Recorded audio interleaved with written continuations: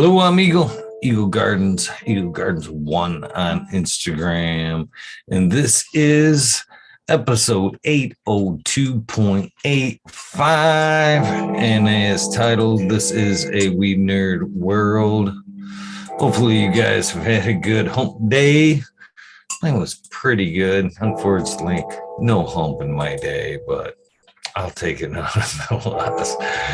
Cheers, everybody. Hopefully, you're having a grand day. Where did the fuck did my chat go? Oh, I seen some people rolling in and then it disappeared. Southern BG Supreme Grape.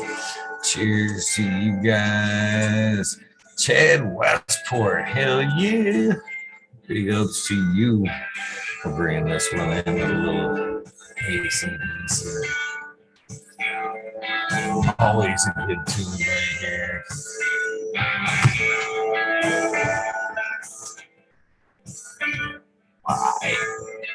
Always push that little chill up the spine up the back here. Where's my bag of cannabis? Charlie's Farm. Cheers to you, my friend. You doing well, Brent Anderson.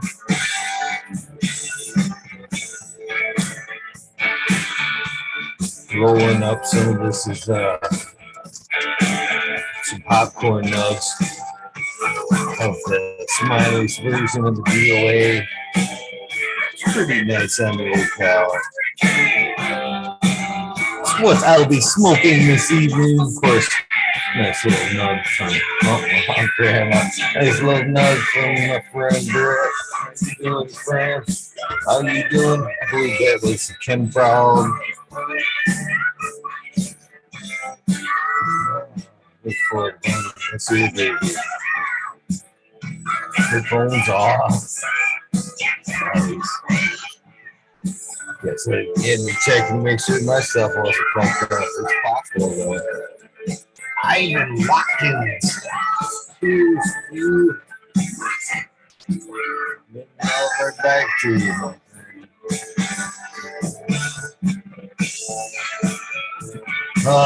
Well, the fucking talking shit with me. You go. We'll be back later this week. I've lined up some guests. Worst case, starting back up on Saturday. Some good ones, some crazy ones. Always fun, right? Always fun.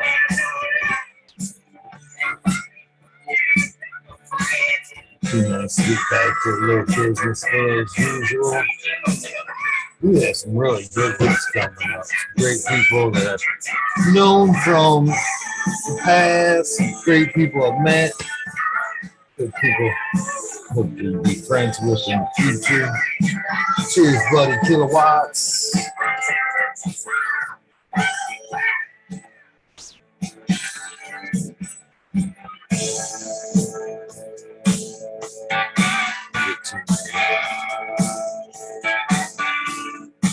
Those of you guys do not have the new link, the old link password 420. Just in case the new stuff hasn't been dropped.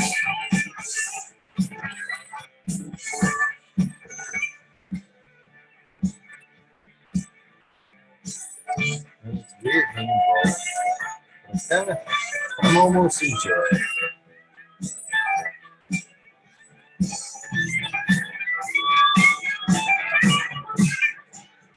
Going wrong with no fucking Jim Farm friends. They'll do. That can't go wrong. Cheers, everybody.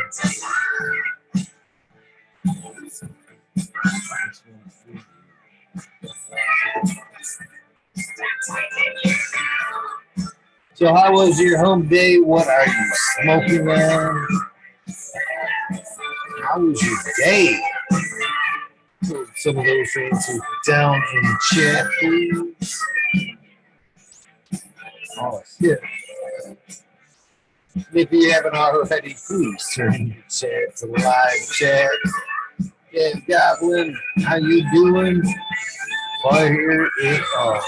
It is time to get home.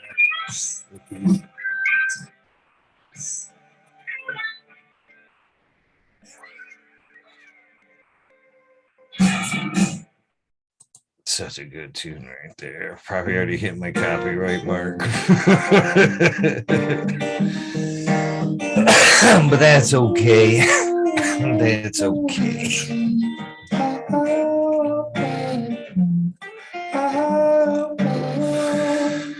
Man, I've watched some old videos of this dude.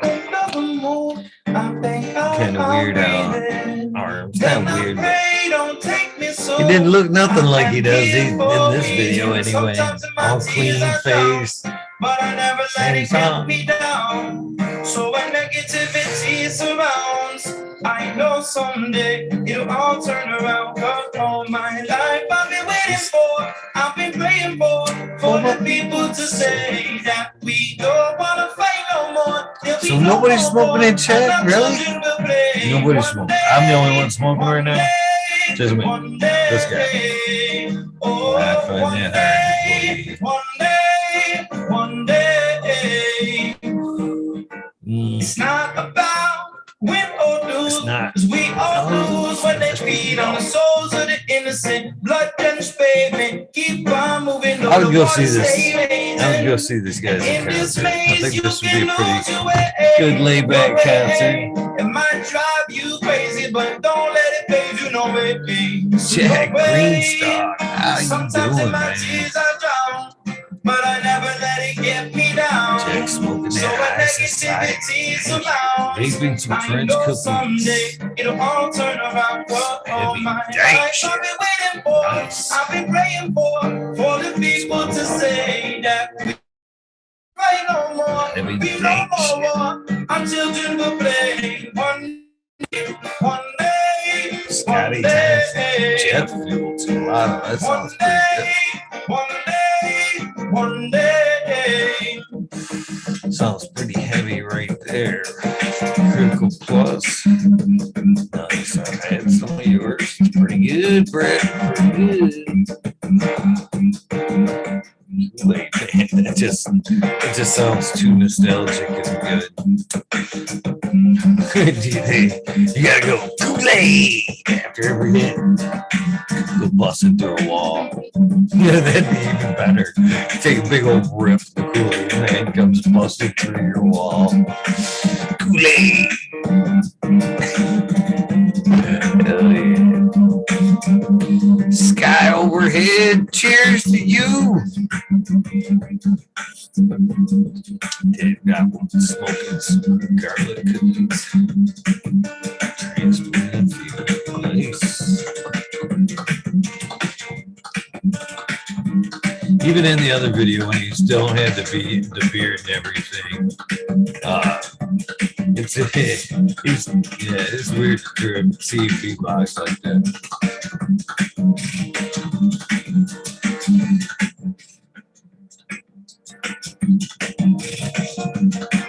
Marcus Green Thumb, cheers. Great morning to you. Neurosis and psychosis. If I didn't say hello to you, my friend. Always a pleasure to spend a little time with some cool people.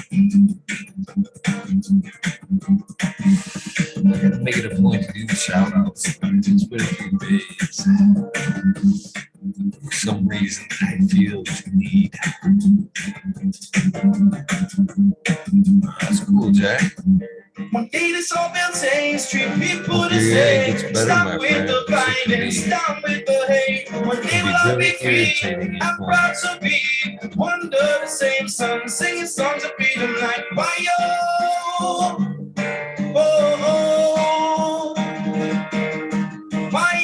Hillbilly Herb, cheers to you.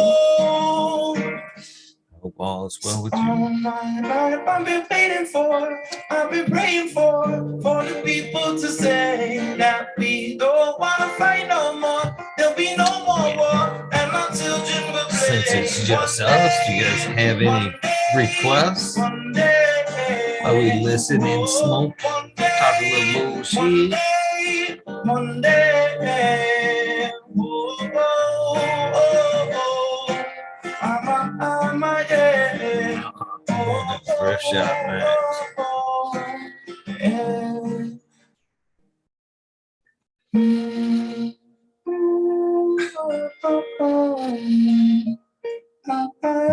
Dear God, what you funny. What?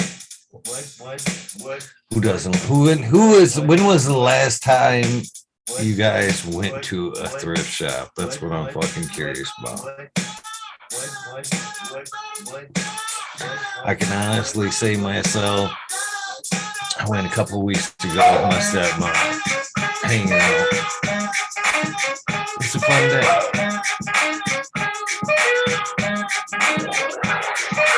I'm going on some tags, only got $20 in my pocket.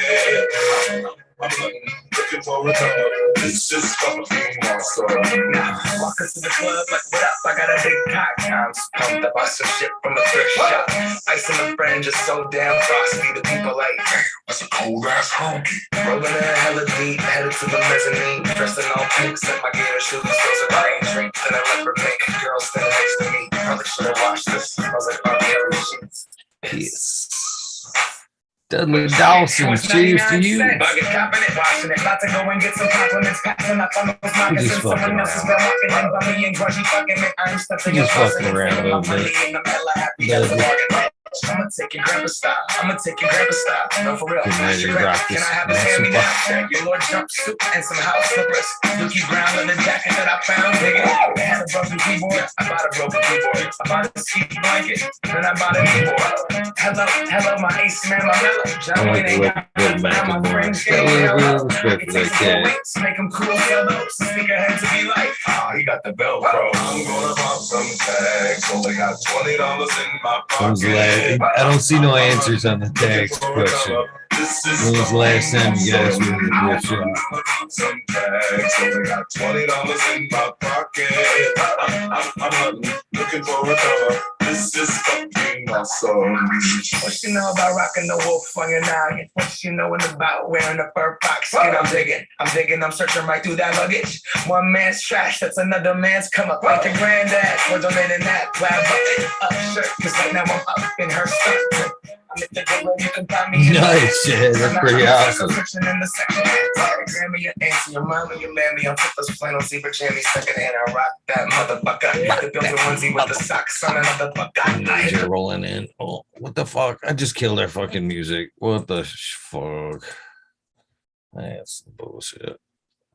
That's some bullshit. Well, I guess we'll let the major in.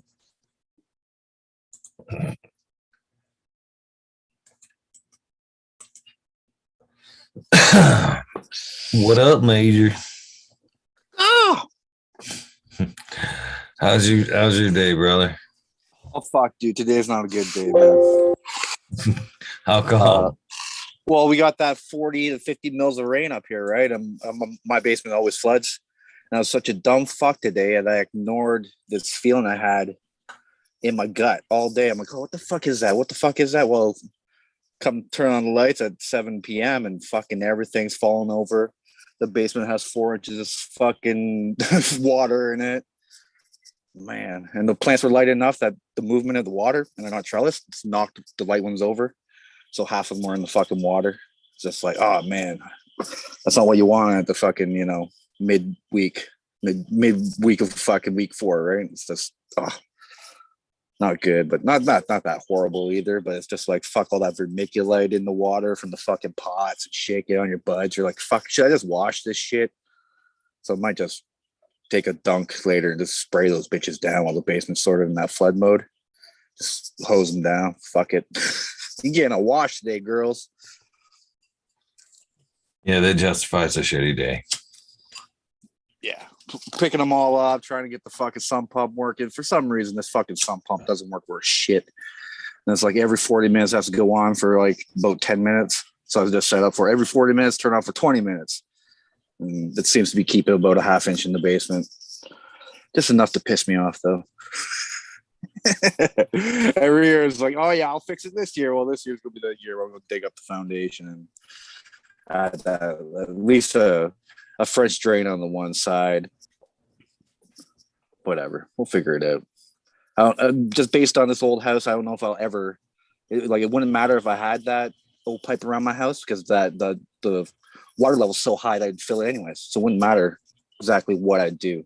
But my house is old school enough that there's no eaves trough on it yet. So I'm gonna add that addition, at least to the bigger ends, to the gables. Well, not to the gables, but to the, You'd be the funniest house on the block with gutters on the gables. Well, I'm gonna do it anyways, just to match the design all the way around 360. Add some LEDs in that bitch. What the hell? My boy spent 2 years on his house just putting around the fascia and stuff, multiple, like, he's a Polish man, but he spent so much time, just multiple layers, like it's in interior finish, man. Damn. So I'm gonna kind of take his design and run with that cool look.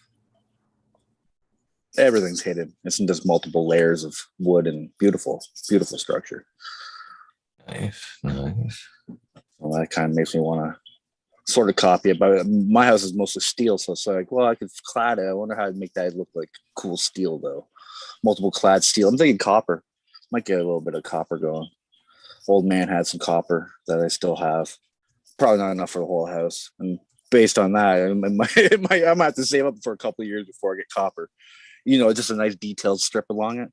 So I'm going to work with that Japanese where they burn the wood style. I'm going to add that to my galvanized siding. So it's going to be black trim everywhere with a bit of copper detail. I say there's a lot of too that Chinese burn in there, that it's actually like a natural preservative, and it keeps away bugs. Oh yeah, fuck yeah, dude! I got this old shack. Like, this old property got burnt down like in the early 1900s, and the old chicken coop's still up, and on the outside of it, it's burned. Like underneath all the wood is burnt. And it's still just brand new, brand new. Nothing wrong with it. You push it, it's just solid, beautiful looking. I love it. Yeah, it's awesome look. You don't have to do anything beyond that too. Just burn it. Especially for outside stuff. Indoor stuff, I don't know. I'm gonna find out. I'm gonna put it in my kitchen and the ceiling. See how that flows. But it looks like you have to put a little bit of a finish on it. Especially if you can wipe it down and shit, like a little bit of polyurethane. There's a technique there that I gotta figure out. I know you don't want to wipe it. I think you got to dab it or something. I'm not too sure. There's a few people on the old TikTok that demonstrate that process. There's one guy that builds boxes and he burns the fuck out of the insides and then knocks them over and does the whole process and shit. It's pretty neat. Yeah, I've done it with old fence posts and stuff before. That's how we get stuff without using preservatives. Burn the bottom of your post, then bury them. Never heard of that, but that's pretty cool. Oh yeah, stick them in the fire, rotate them. Smoking on some lemon Larry. Lemon Larry. Yeah, tester. I had some Donny Burger last week, man. Damn, boy, that stuff got me green a little bit. Yeah. It caught you off guard, did it? Beautiful, like a weird, like a lemon floral with a bit of gas in there. It was just awesome. I was like, what the fuck is this? Kept toking her. But the third one, man, it got a little sweaty. Little spins or up unease feeling in the stomach. It's been a while since I felt that, man. That is a little green. Yeah, that's a little power weed there, man. That Donny Burger is pretty good. So I might have to. He chucked it down to $400. He took $200 off the price of the clone, and I don't know. I'll have to chuck me another couple. Give me another ounce, and I'll test it and see how I like it. And I might just waste $400 on it.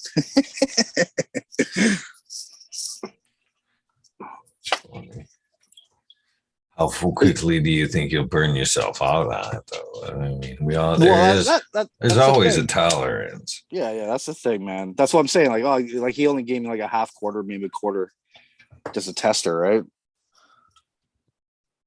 So I still, you know, I didn't smoke enough of it to build a tolerance or anything, but there's definitely I kind of want it. I kind of want the plant just to see what I could do with it, because I think I could do better. As always, right? It's like, yeah, I know how you grow, motherfucker. That's pretty good. I think I can do better. I might not be able to produce as good as him, but either way, I do like that clone. But I don't think I'm going to wait till the end of the season. I think still. It's like, yeah, 400. I'm still on that debatable. Like, I could justify it. At the same time, it's like, fuck, man, it's 420 season, but they'll buy a bunch of seeds, like a whole shitload. The list is too stupid. Sickness, man. Yeah, I just couldn't come off that amount for a clone. No, $400 for a clone. That's pretty max, you know. I'd have to say, you know, back in the day, $1,000 clone, sure, you could justify it with all the cost of everything, but now, I don't know, man. People want ounces for like $100, $80. Oh, come on, man. What if I buy two? Can I get that for 80? What? I'd rather burn it outside just to watch it burn than give it to you for 80, motherfucker. But yeah, give me 80.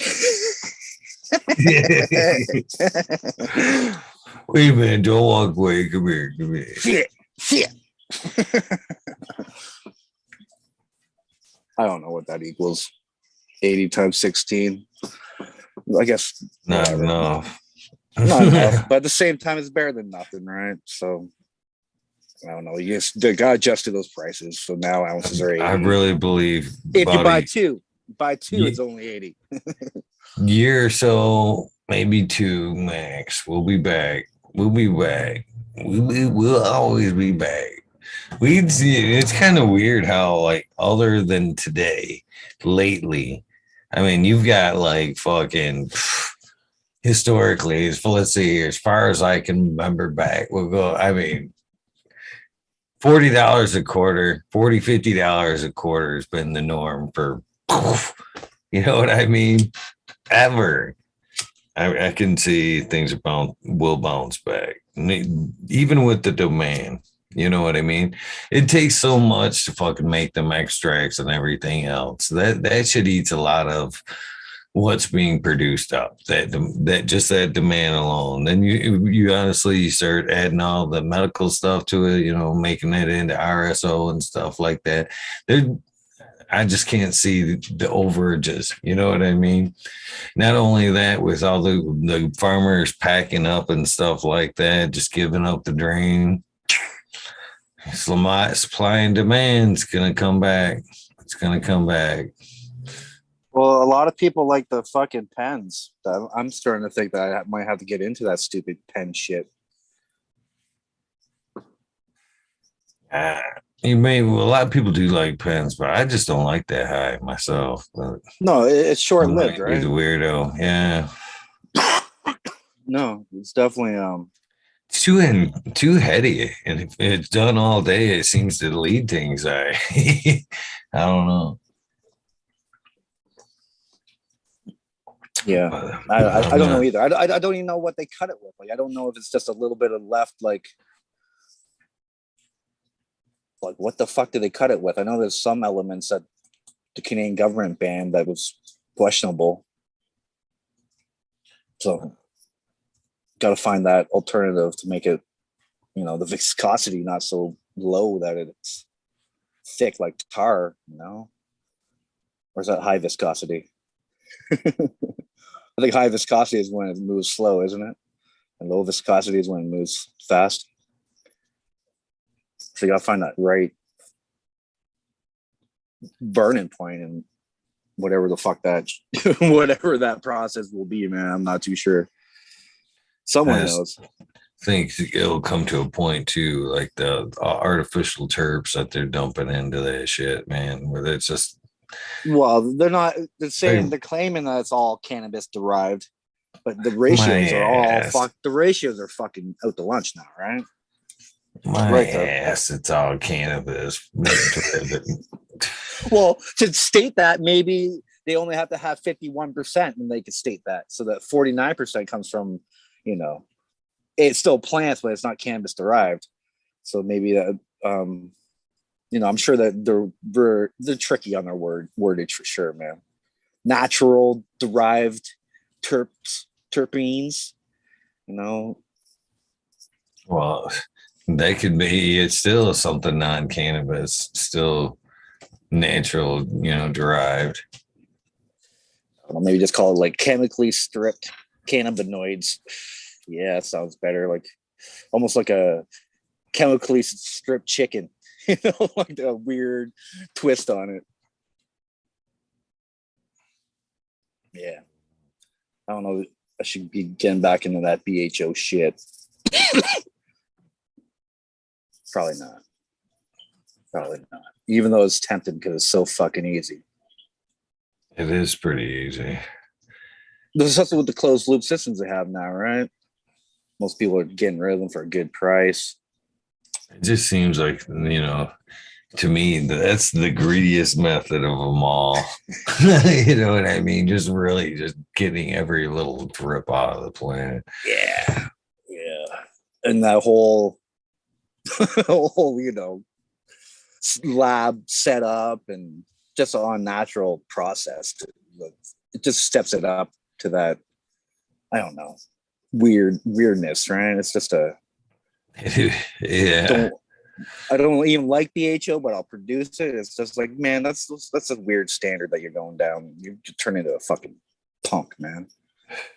Oh yeah, here you go. Here's some BHO that I don't smoke, but it's awesome. Here, I don't smoke, but it's fantastic. awesome. Yeah. Well, that should, I've said this 1,000 times, man. It's just what it does to like the medium in between. All right. Just the dab rig itself. You know, if when you got to dump alcohol into it and just pretty much that shit's plastic inside them rigs, man. That isn't oil, or you know what I mean. That's just straight up plastic that surrounds inside of that rig. It's got to be doing the same to your lungs in the further cool down. In time, that's got to just be horrible, I would think. But I don't know. I haven't done it for that long. I'd tell you what, the short terms I feel from it are. Hey, you show off that tattoo lately? How'd it heal up? How's it healing? Yeah, it's healing up pretty good. Come on, show us. Oh yeah. There's no red to it at all?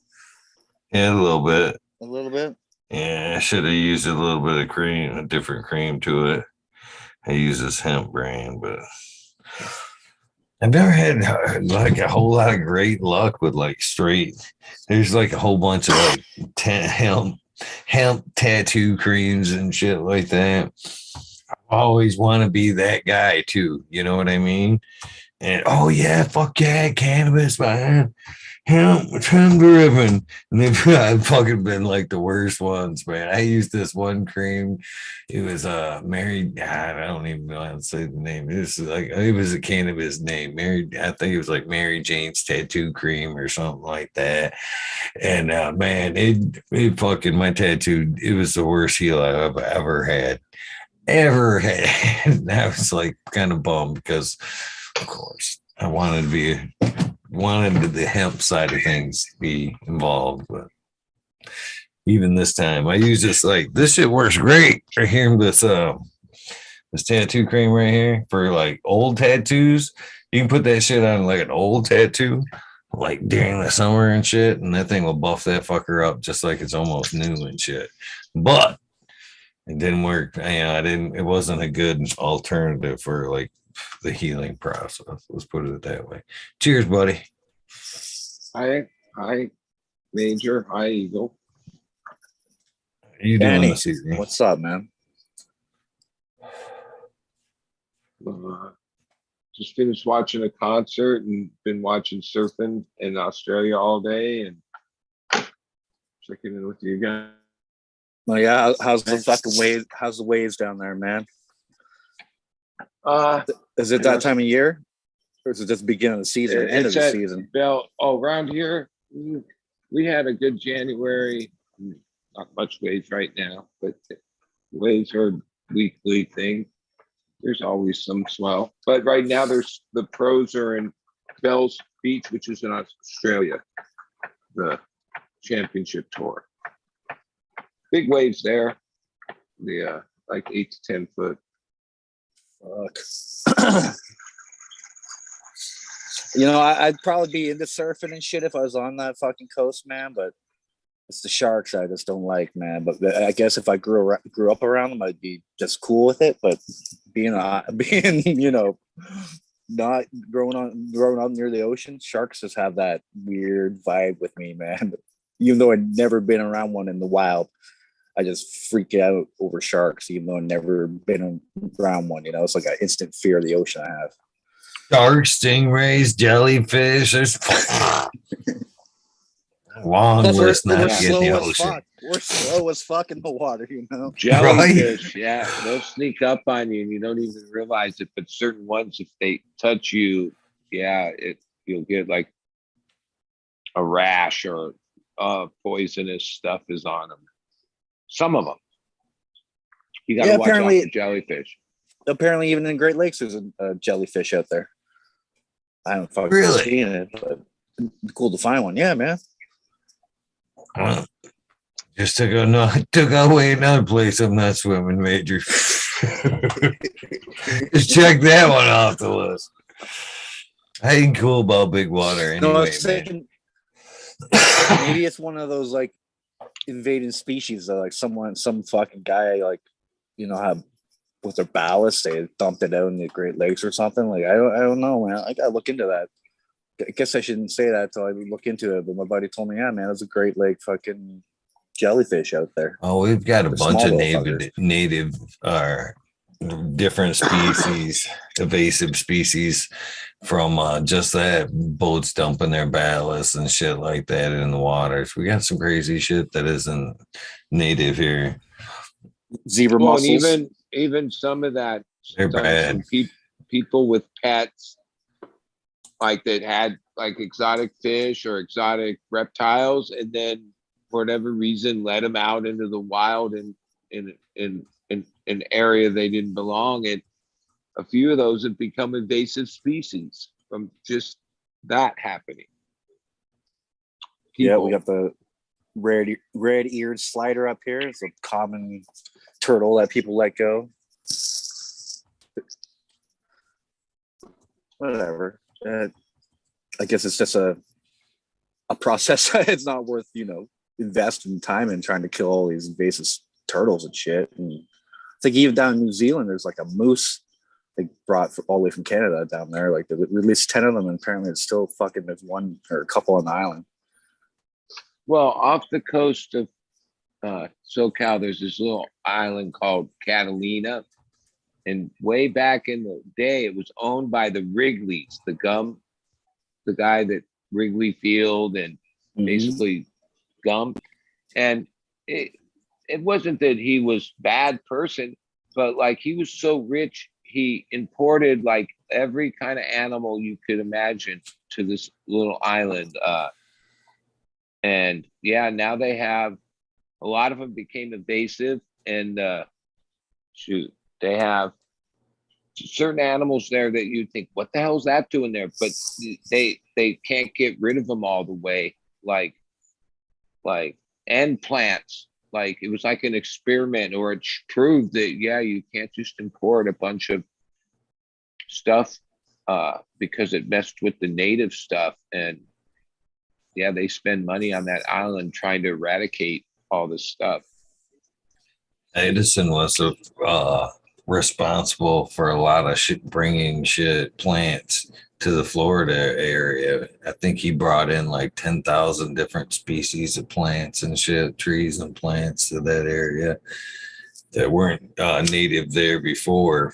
I think the banyan tree for one, but and it was cool. I've actually been down to his place, his mansion and shit. And it was really cool to learn a bunch of like shit that he did as far as like bringing the plants and shit to his area that weren't necessarily native.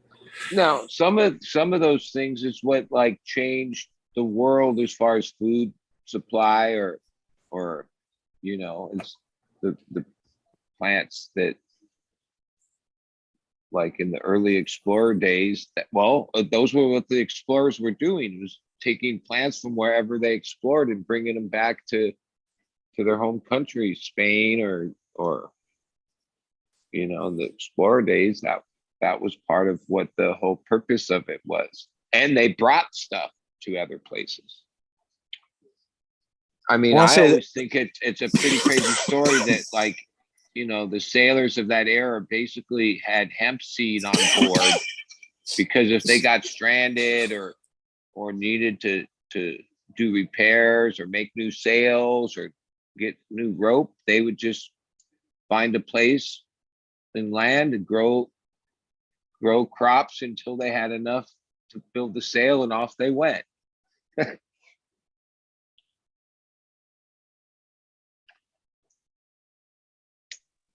are you smoking on, buddy?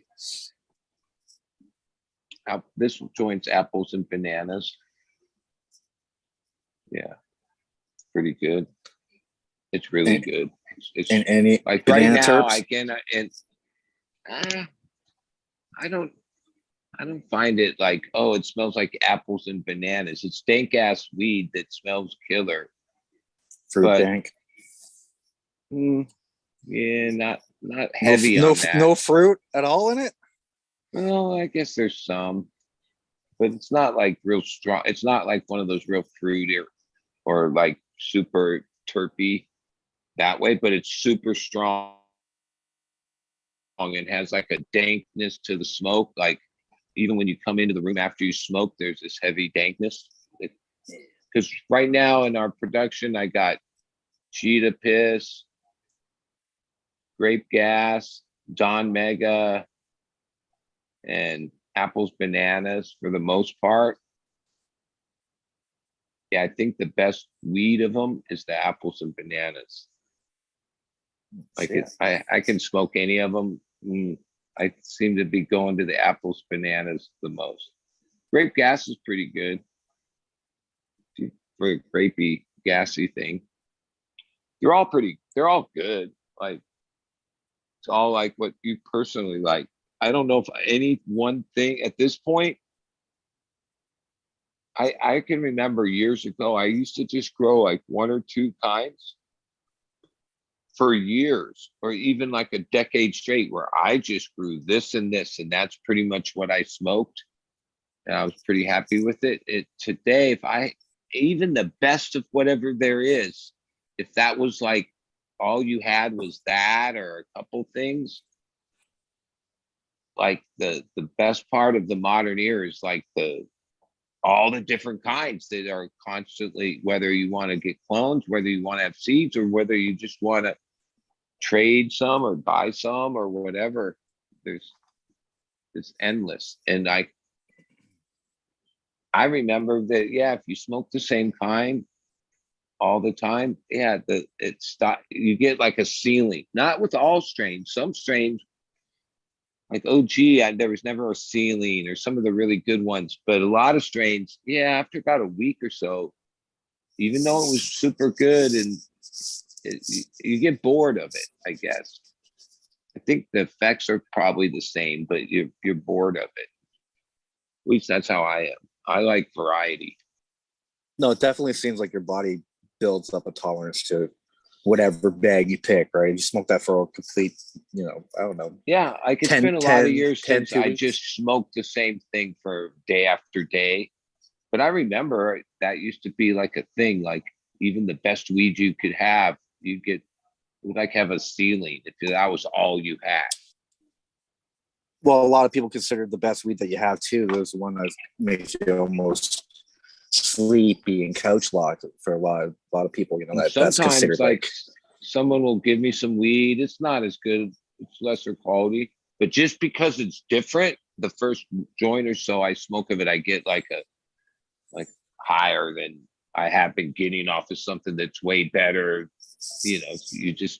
I don't know. Maybe there's a science behind that, like ceiling or why it affect, because my experience, yeah, even the best weed you can have, if that's all you smoke every day, yeah, you kind of hit a ceiling with it. At least I do.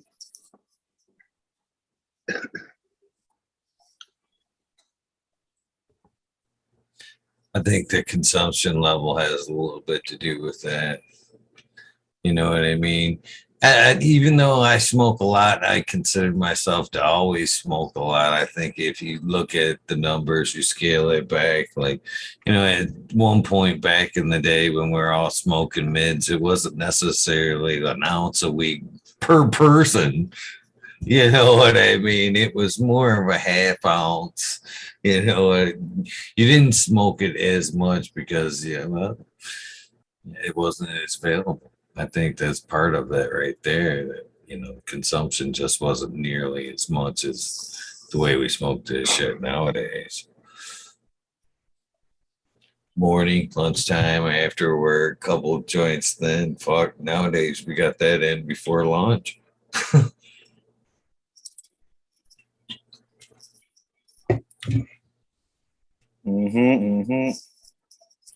Got to start getting on that schedule soon, man. God damn it. Back to the slave market, as my old man would say. The boss man are calling me up, looking for me. Shit. Yeah.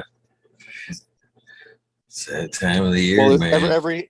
Every spring, there's this rich guy who wants his property fucking like just whatever the fuck he could think of. Like, oh, hey, look at all those sticks on the ground. You guys think you can go get rid of those sticks in my forest? It's like, holy fuck. Yeah, sure, bud. That 5-acre patch, let's go give her.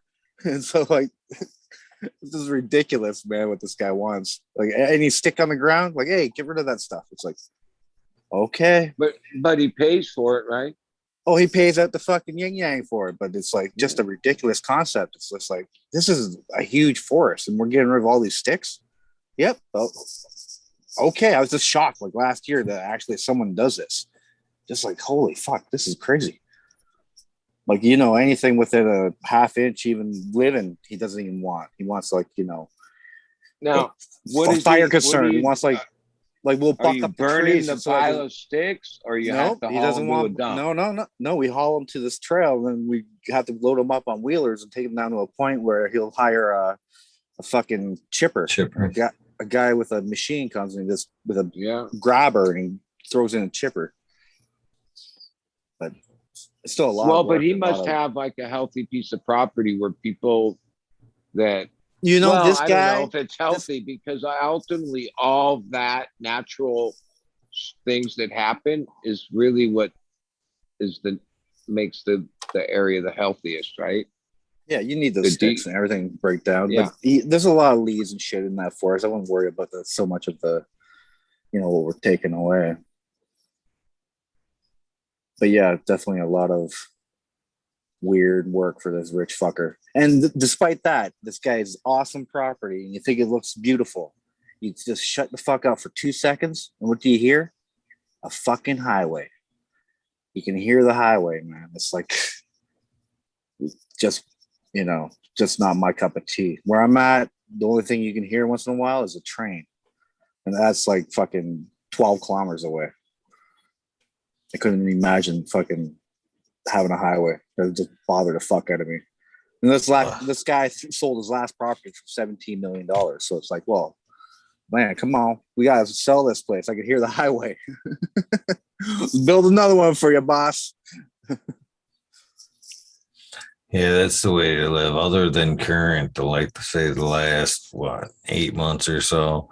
Fucking, I've lived it like that, man. Where come fucking sundown and shit, you hear a pop in the road that, on a tire, you're looking up. Oh, fucking, that's not normal. You know what I mean? It's because that's the security, man. You don't hear nothing else. It's dead silence other than the pops of the rocks when people are coming up the road. If they are.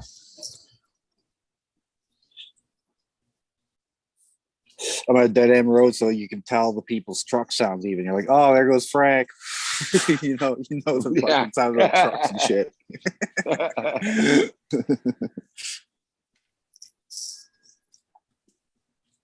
Yeah, I a few times through the last few years being online, I've heard like street noise, like because I have it most of my sound through my amp.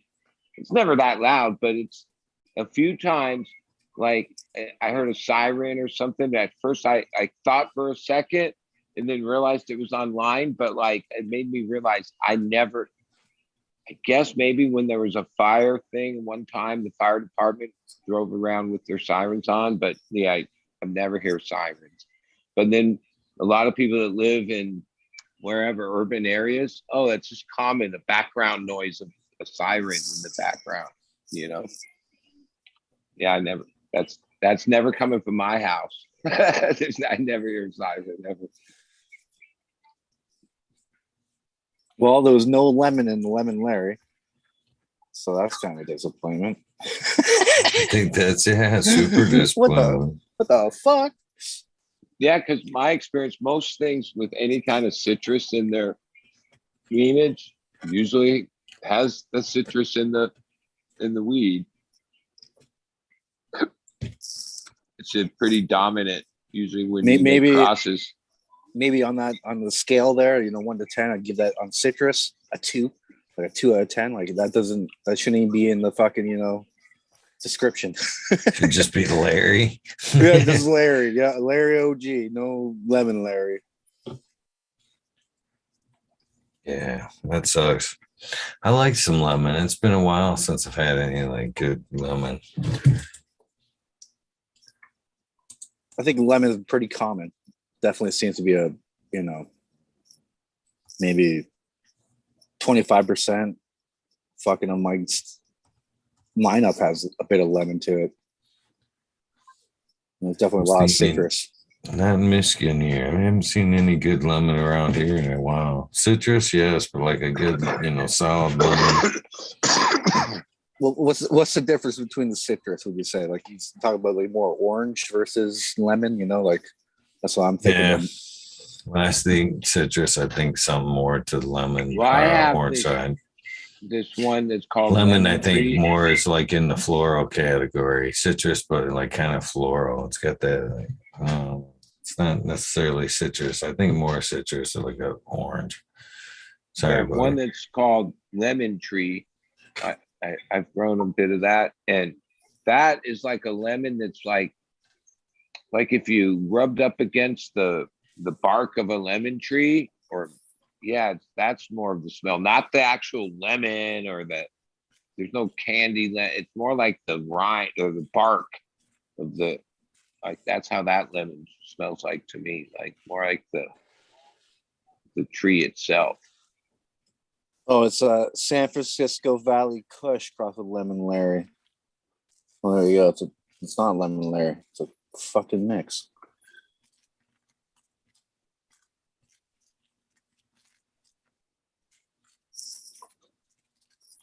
Well, I don't know that what passes is SFB.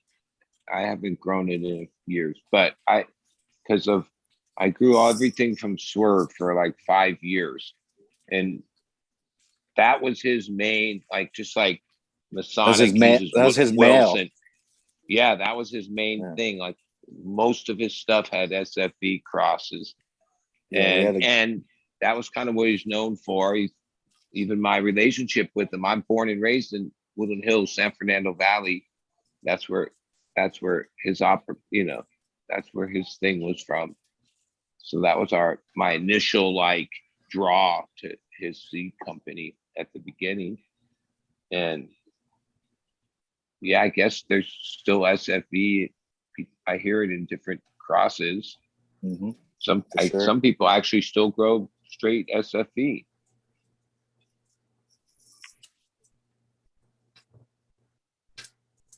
I forgot what else he had. Rascal berries? No, he had Rascal OG, I think. Well, Rascal was like his homeboy. They were like these Latin homeboys that would be like Swerve always had like a super nice booth and a huge crowd around it. And at different events, Rascal would just set up a little table. And yeah, if you knew you bought seeds from Rascal, like that's like I forget what year, but maybe like 2012 or 13, I bought from him the Fire OG, the Wi-Fi, and the White, and grew those for a few years. To this day, the one plant I question why I let it go, why I didn't keep it, why I don't have it today, is the White. Like, oh, the Wi-Fi was killer, the Fire OG was killer, but the White was like, yeah, that was a special one. And yeah, if I could ever get a pack, or I knew it was that cut from that era. But I think he kind of dropped out. He has an Instagram and makes, I think he has some deals with licensed facility or something. Like, it's not like he's out of the game, but he doesn't have anything like available, seeds or clones or anything. But yeah, that OG Rascal, he put out some shit for a few years. His stuff was like top notch. Hey, let me talk to chat for a second. Hey, the silent one. Are you from Canada? I sent you some seeds, right? Let me know in chat, man. I'm pretty sure you're from Canada, the silent one. And I think I sent you out the weed too. I think you won in a competition. Sent you 2 packages. I'm pretty sure you're the one. Maybe not. Maybe the guy was the one besides the silent one. Curious who the silent one is. I've got my guesses, but not for sure. He kept quiet because he got his wife to contact me. He didn't even contact me. He got his wife to contact me. That's the silent one. I'm sure that's fucking him. And nothing wrong with that. I know a few people that do that backdoor. Well, and maybe his name, the silent one, has something to do with it. No, he says he's not from Canada. Fuck, he's not from Canada. That's not him. For him from Michigan. Ah, mystery tickets. I still have my bets. Cheers to silent one. So he's from Michigan. Damn. He has that San Francisco OG cut anyways.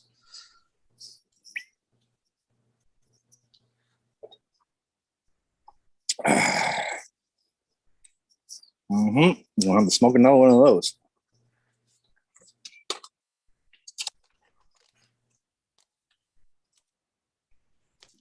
I'm already on my second one. They're going down good tonight.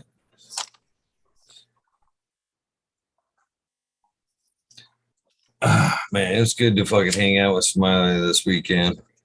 Fucking bunch of other people. I love the fucking events, the cannabis events. I'm just as bad with the events as you are the dead concerts, buddy. But like, I imagine now that the weather's getting better, when's the next big event you have on your calendar out there? 29th of this month is Gem and Gemstones, but there's a lot of events already in between, especially with 420 coming up, man. They between Gems and Gemstones and Big Cloud and a lot of like independent events, man. They're just like every weekend almost now. Yeah, that's what's starting to happen here between the cannabis events and the music. It's like shit. It's not that it's every weekend, because like that's when I look at the calendar, I'm like, yeah, that sucks. They're on some things are on top of each other. So, oh well, you can't do 2 things at once usually of that scale. So you have to decide. Like even this out here, Brandon from Ego Clash is throwing a cup at Hippie Hill. That's in Golden Gate Park. It's like the 420 hangout spot, but winner take all in each class. I guess there's hash and flower. 40,000 to the winner. Damn. Which, that seems like if there was competitions that really like made it. Well, first, if you're doing something like that, the judging has to be like pretty legitimized, right? If there's 40 grand or 20 grand or some amount of money, right? rather than just the trophy and the claim, which I get. But yeah, I think if certain events started happening that it was about money and the person won a substantial amount of money, well, I think that, and if the judging was square, yeah, that would be where you'd really start seeing some competition. Because yeah, I mean, people still want the claim of it, no question. But if you had the claim of it and a pile of money, you'd see some people enter. Now, I don't know. How much does it cost to enter, though? No, this is part of the thing. It's not like it cost. Even Ego Clash, you don't pay to enter. Like Brandon, third gen family, and he has a few different company names. He does things a little different. So I don't know for sure, but I assume that it's like all the other ones where it's not like, oh yeah, you put up $2,000 and that's where the 40 grand comes from. I don't think it's that way, but maybe it is, because there hasn't. Well, I guess there was the one that the Dark Horse or some other people did where it was $100,000 win. I think they had it in Vegas, but it was forget what he called that, but he's doing it again this year, apparently. Yeah, well, I think that you would see the level of competition get pretty intense if there was some real $100,000. Yeah, that's a lot of money. Yeah, man. That's like get rid of all your fucking bills.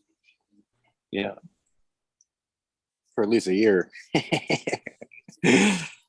Well, I don't know how many people got invited to it, but James Loud has a competition that was like invite only, sent out emails to whoever. I don't know how many people, but I got one.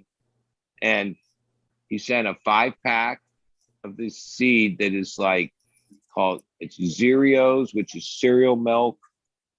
It's basically cereal milk crossed into Skittles, some variety.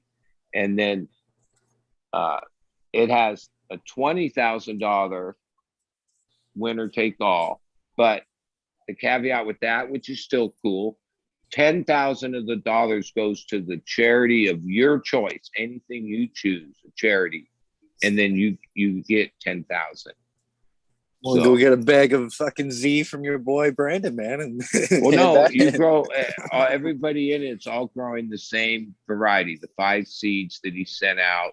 Yeah, well, there's going to be enough of a variant that you'll be like, nah, man, I got a Z dominant fucking cut right here, bud. Because I was like on a don't crack any seed rule for it must have been 6-7 months. I didn't read the email very carefully.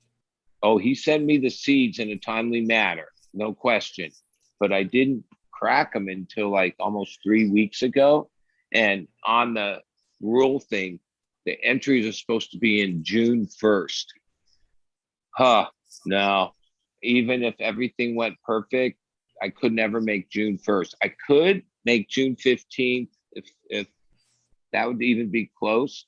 But so I'm hoping, because I've been in a few of these type of ones, that closer to June 1st, there'll be an announcement. Oh, we extended the period to June 15th. At least that's what you're hoping, right? A little extension.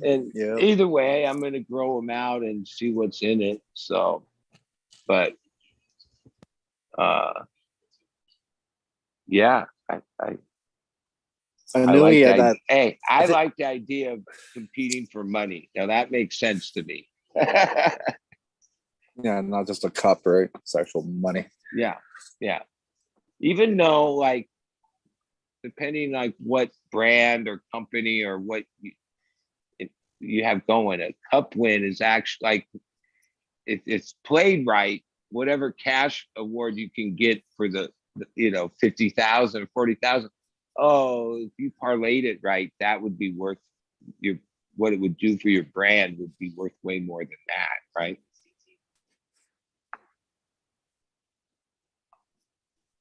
Yeah, I suppose Masonic must have sold fucking at least 20 grand worth of fucking what was that shit now? Like, because banana god some of seeds it, by now. it's not like, okay, just like when Swerve would, like he didn't actually enter cups, but the people that won cups with his genetics, he gets sort of the claim of it. It's kind of the way it goes. Most of the time, like Ed of Masonic, he doesn't enter anything, but somebody that grew out his stuff enters it, and it like almost every week. Like the latest one was something in Arizona. And it's not always first place, but it's a lot of awards, or like some of it is first place, some of it's third place. Yeah, anything crossed with Wilson seems to be pretty much. I don't think there's another breeder that can take as many different events and claim that his stuff got awards at it. Like he's been on a roll, that's for sure. Yeah, people are definitely fucking doing the banana god Wilson combos. Well, most of it is in the hash category, so I'd be interested to see if it really could stack up in the flower categories.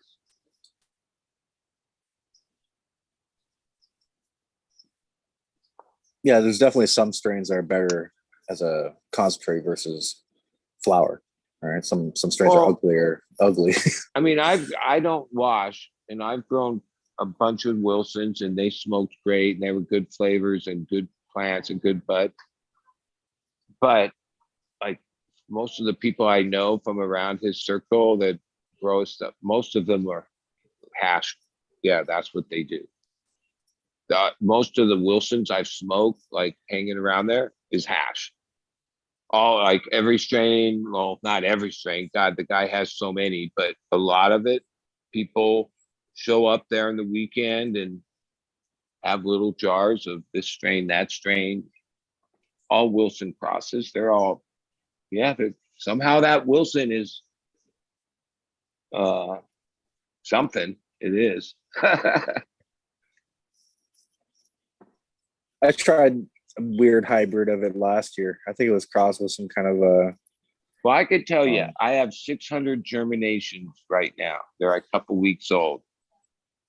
And because of our relationship, there's 100 of them that are Wilson F2s. Like he didn't sell those as a pack, but somehow he gave us these seeds and stop. We're searching through them.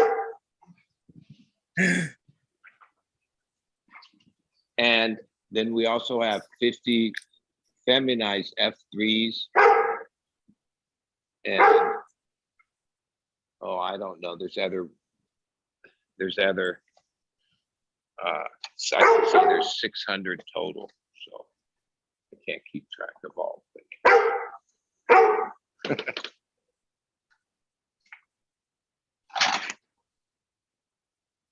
That's definitely a good start. Well, what the purpose of that project is actually trying to find the washers in, which isn't really something I know much about. But did you start them like solos or just little seed starters, like 72 cell trays or something? Most of them we did in Root Riot trays that come on already. Yeah. Together. And like 54 on a tray. Some were like a soft Root Riot, like it was a few dollars cheaper, but it was like the house brand. And actually, after doing 600 of them, the Root Riot ones are better. But like myself, I would have preferred to have done them in Rockwell. Like Root Riots seem to dry out really quick. You have to stay on keeping them moist. It seems like hit or miss with those, man. Some seasons it's fuck yeah, let's get them. And lately we've been just rocking the Rockwell for sure. And they're kind of pricey when you buy the tray all set up. Fuck, way too expensive. They're like $30 a tray up here. Yeah. Yeah, it was like 25 or something like that, which, all right, it worked and you get return on your investment. And Just convenience factor. Yeah, it's worth the price sometimes, man. Sometimes. And like if you took the time, especially when you realize it's $25 and just made your own used soil or cocoa or whatever, filled little the same little container they sit in, hey, you probably have better results with that. And on top of that, you can probably, usually, those 3-inch cups, those 3-inch square starters. I like those where you get like 18 in a tray. That's a good size, and you're not fucking up. Well, since like pot all the 1990 time. something, me personally, I use 1.5-inch Rockwool cubes. Buy them, you get like 45 in the package, 3 strips of whatever, 15. Even though there's the smaller one and there's different ways you could save a little money, because I think those 1.5-inch ones with the wrapper, it's about 30 cents each at this point. But the even in these root riots, we have tags that designate the rows of the different ones. But one thing about using that rock wall, you can use a Sharpie and write initials right on that little plastic wrapper. And then there's no mixing them up at that point, right? Where, yeah, root riots, you pretty much have to just label each row, or, it could easily get mixed up.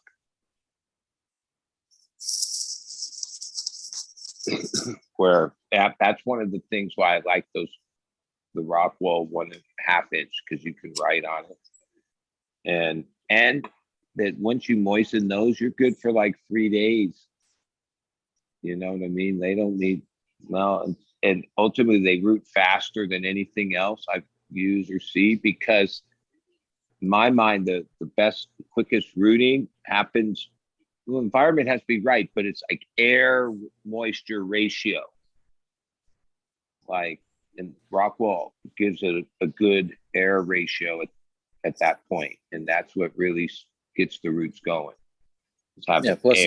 Plus you can always just flood the tray, right? That's the convenience of the Rockwell. You just flood Same it. thing with the root riot. That's the way I use mine. Mine are upside down though, but they'll stay wet for 3 days solid. I usually just like them and they don't. But if you're going to do such a large, if you're doing a large pop like that, why not just like soak a few, 20, 30 in some water and see what cracks, and, bury in cups. Like we got like whatever, 12 of these trays that hold about 50 each. And what we did, because now they're up and going, and we just like took a lighter to the tray and burned a little hole in the corner, and then we just used a pitcher and put water in the tray with the insert that's holding them, and then it drained out, but it gave them, they were able to suck up the water, and that only took whatever amount of time to seem like it. That's most of my trays, whatever to do babies in.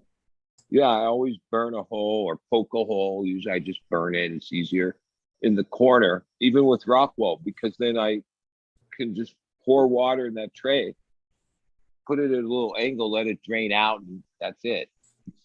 Like, I'm lazy. So that's like the simplest, easiest way to water the babies every few days.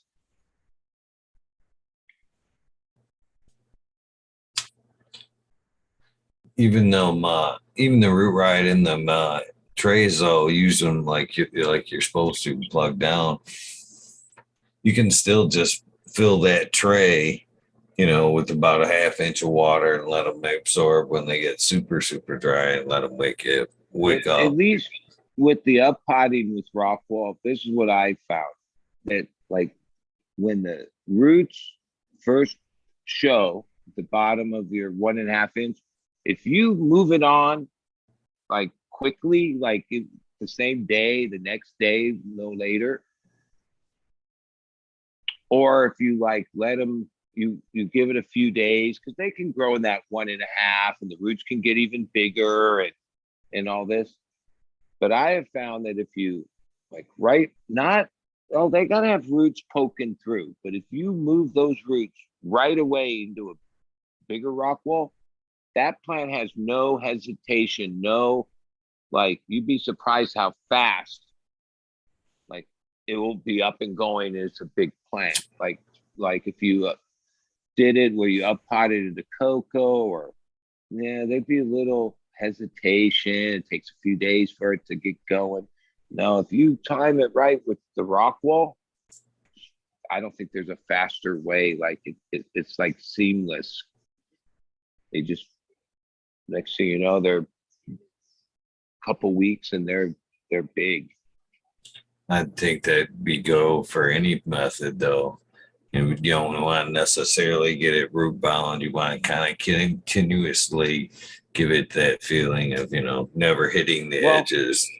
I changed after 25 years of doing 4-inch deltas and then up potting them into 10-inch pots with loose Rockwell or cubes. I now went to Hugos because then you could just do the whole thing in the Hugo, right?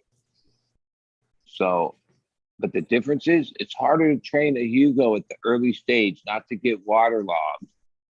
Like a 4-incher, yeah, you can. Well, I know the timing of the 4-incher. I haven't got the timing of the Hugo because that thing holds a lot of water, and it's easy to get them to where they're heavy. Where the 4-inchers, that they were easier to keep on that dry back. But unless you're a Rockwell grower, you probably have no idea what I'm talking about. Well, it's not really that hard to wrap your head around. Yeah. Well, I mean, over the years, I guess now they call it a dry back, and it's like a technique, and without knowing any of that, or just over trial and error over a lot of years. Yeah, that was when I realized that when my best crops were when I basically had it dialed in with a pretty good dry back, with Rockwell. But it's really easy, especially at the beginning, at the early, like with a 4-inch cube, it's just a little clone you're putting in there. So there is no roots through it, but you can't let it dry out till it dies. But like it's at the beginning, you train the Rockwell. At the end, it won't be like waterlogged. Like it's like that's, I don't know, like train the Rockwell. But yeah, it's even what I do at the beginning, I make these pyramids where I soak all the Rockwell cubes and then I stack them up, drains all the water out, and start there like with hardly, like just barely moist. And then but at a certain point though, 3 weeks in, 5 weeks in, you've trained the Rockwell. It's like weird. It's drinking I use reservoirs 50 gallons, and like I can tell when my crop is going to have a high yield by how much it drinks. And some of that's like having that Rockwell dialed in, where it's dry but wet. Yeah. I messed around with cocoa and other mediums because they were cheaper, but no, I went back to Rockwell 100%. Like, yeah, one, it's what I know. Like, I know how to use that. I don't know how to use the other stuff as well.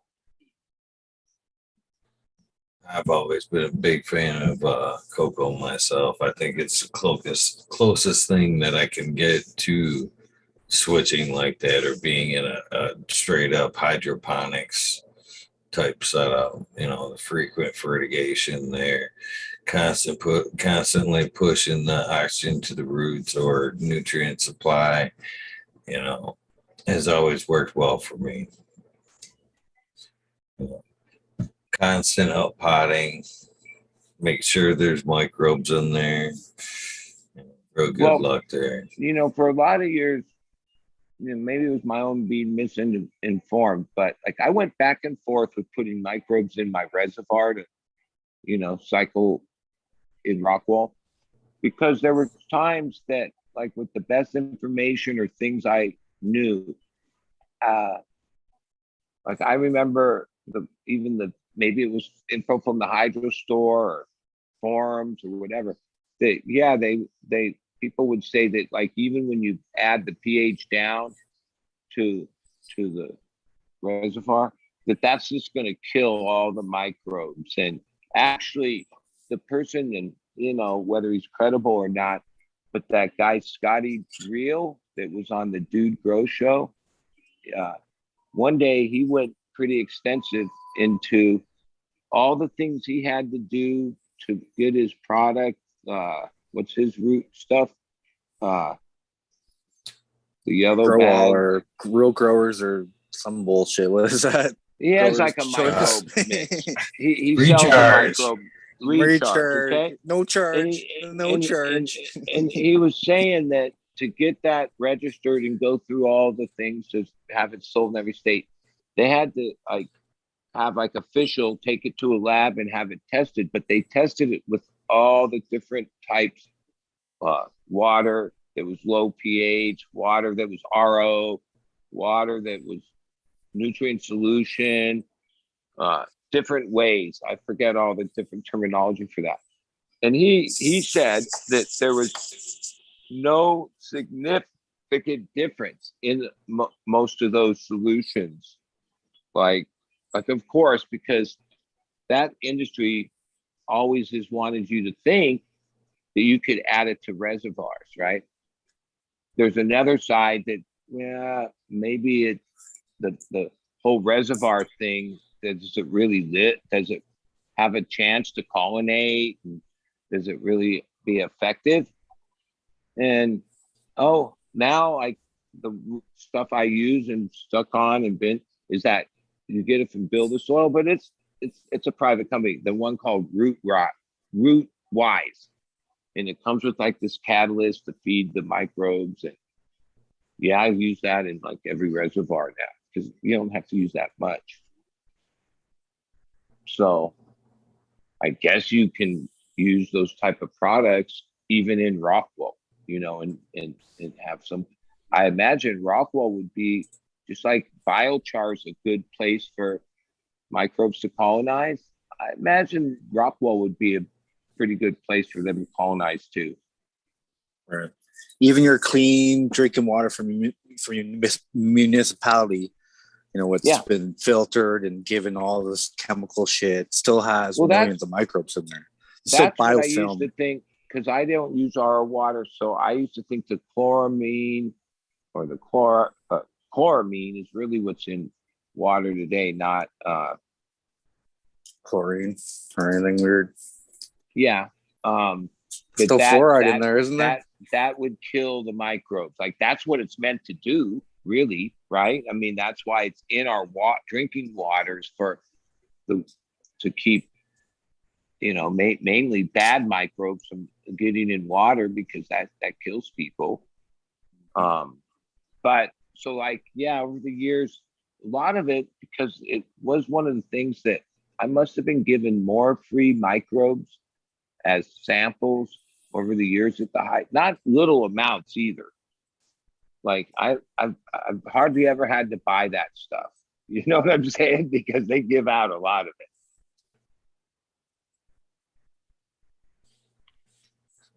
Just kind of thought that it was a good way to put in, good thing to add to my medium, because it was just a nice little barrier for the roots. You know what I mean? It encouraged their growth and kind of took care of anything that was kind of getting out of whack there.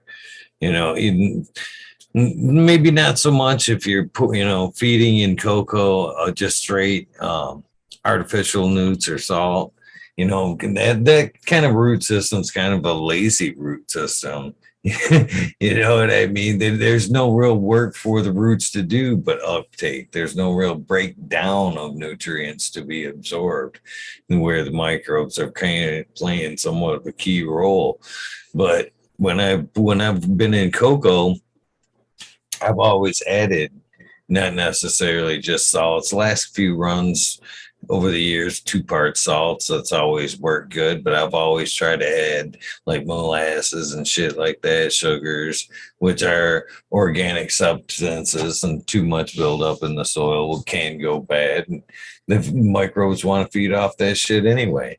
It's overall plant health, and you know, so is a so below is above. So I've kind of wanted to make sure, even if I'm fucking up, there's like a little backup system going in the pot there. You know what I mean? I've always, you got to keep those roots healthy. You when know, you talk bottom about line. the sugars in the hydro business, I mean, I think it's the biggest farce ever, and it's probably like $1 billion a year total business worldwide. Is like the sugar water, basically. Like a lot of the nutrient lines have like a sweetener. Right? Now, over all the years, I used those products. I tried them out.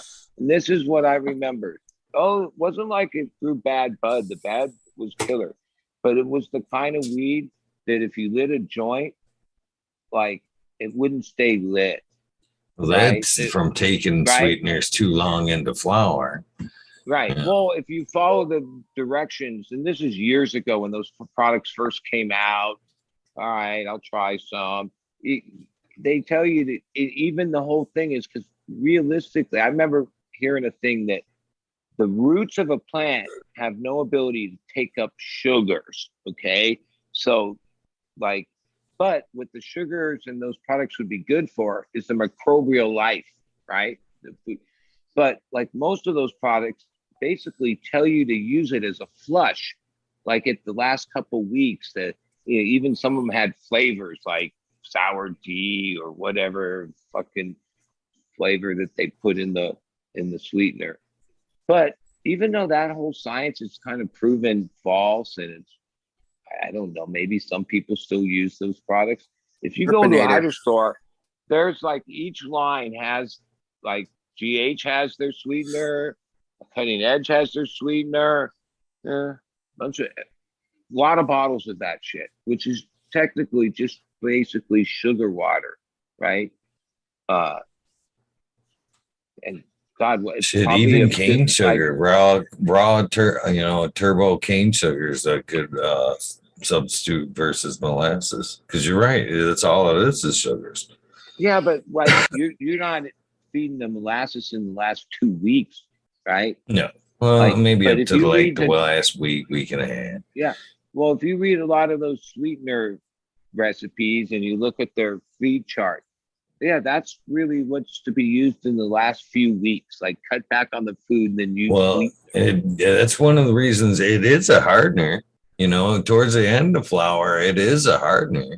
But if you use it too late into flour there, it will make your smoke hard to burn, no doubt. Yeah, I just remember the few times I used it and tried it out, that those, it was good weed, but like it didn't stay lit. Like you had to relight the joint every fucking time you passed it. I think if you fuck around with molasses, you better be working with like more of a senescence versus, you know what I mean, a harvest date. You gotta let that plant cut itself off and naturally flush. Well, you know, I've done my life. Right. Well, that's a funny, because the flush isn't even a proper term, because nothing's coming back out of that plant. It shuts itself off. It kind of burns up what it's got inside. That's why you see the yellow leaves towards the end of flower. It cuts itself off of what it's being absorbed. Well, it's absorbing and starts using up the natural, you know, processes or banks it has. That's why it necessarily, like, you know, a heavy stripping towards the end of flower will speed up that process a little bit. Well, here's the changes I'm in. Like, even though for the last 3 seasons outside I had living soil beds basically amended, and water only. I have a new partner. We're doing a much bigger at 2 different places outdoor thing. That's what the 600 are Germans for. But like, oh, he's gone to like all these KNF classes by Master Cho. He knows all that stuff, right? KNF. I don't know nothing about that. Just what I've heard on YouTube, and seems pretty straightforward. But then indoor, I just stick to the same thing that I've been doing forever. But on outdoor this year, yeah, the stuff we're doing, I guess, is all like KNF.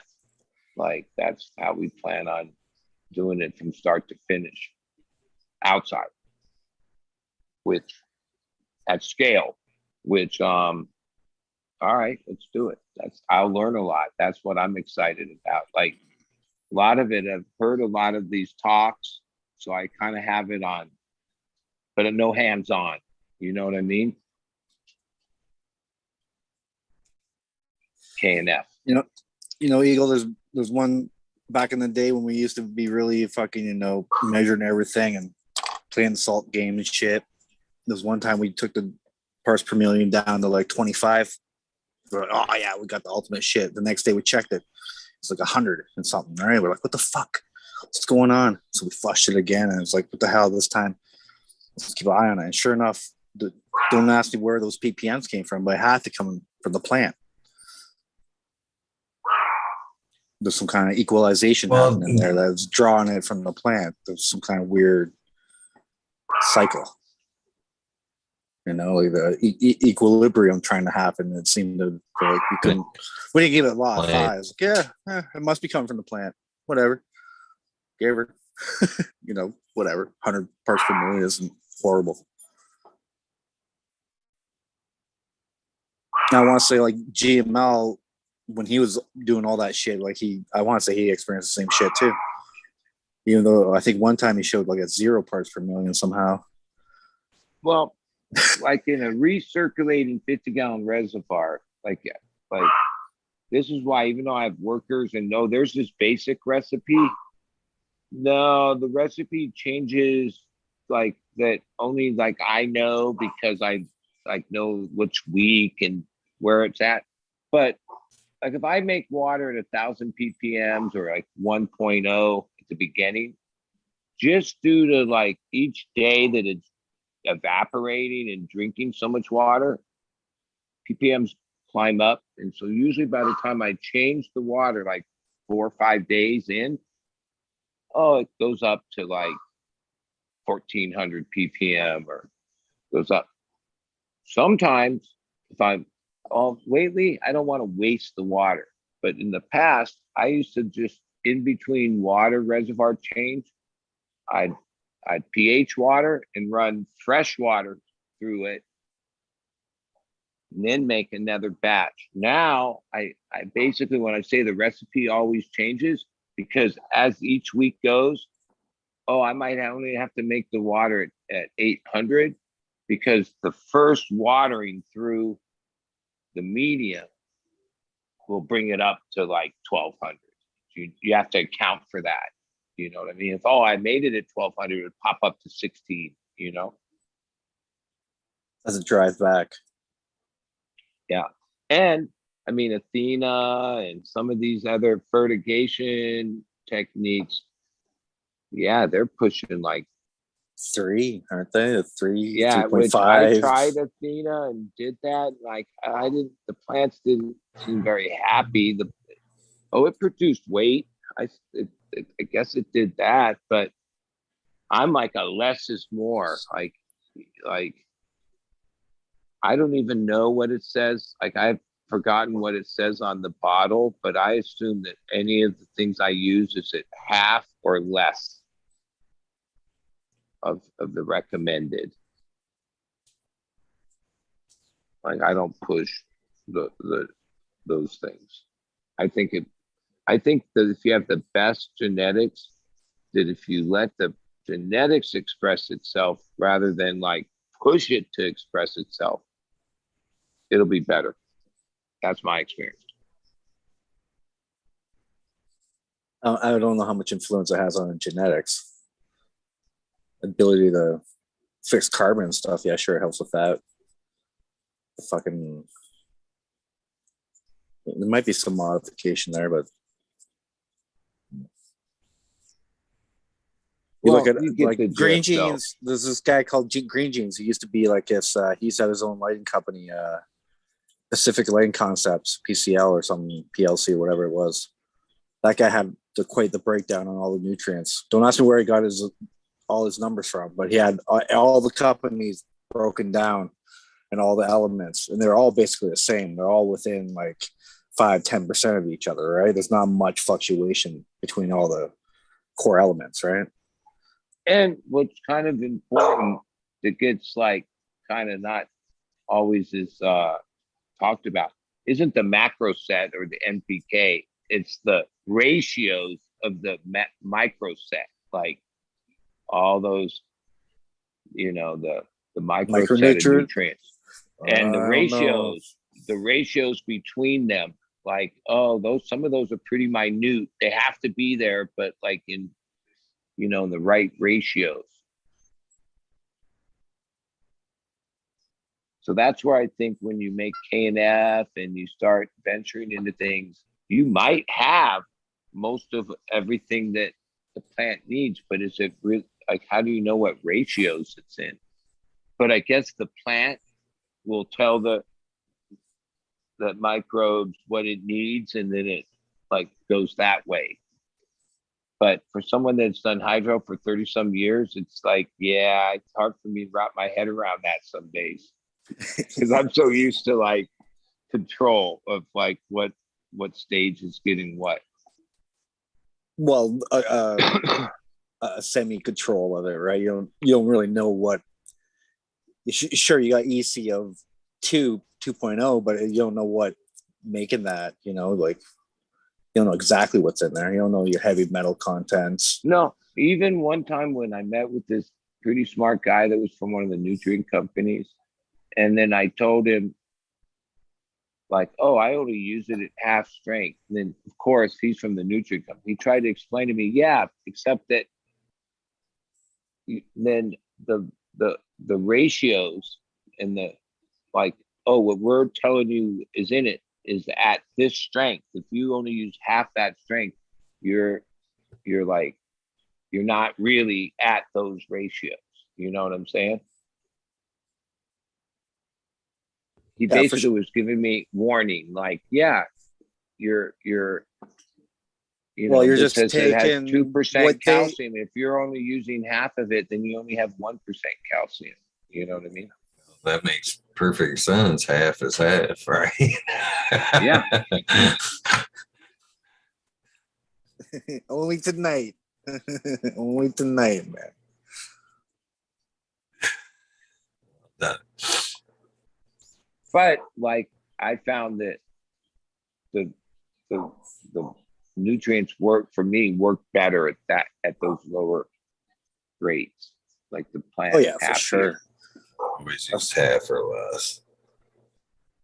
I mean, it's easy. Like there is a thing, even to this day, after all these years, if I know it's like X amount in the glass measuring thing, there's always this thought, well, a little more wouldn't hurt, right? Like being like that one guy used to say, called a moron. Like, yeah, there's this tendency to like always want to put a little more in.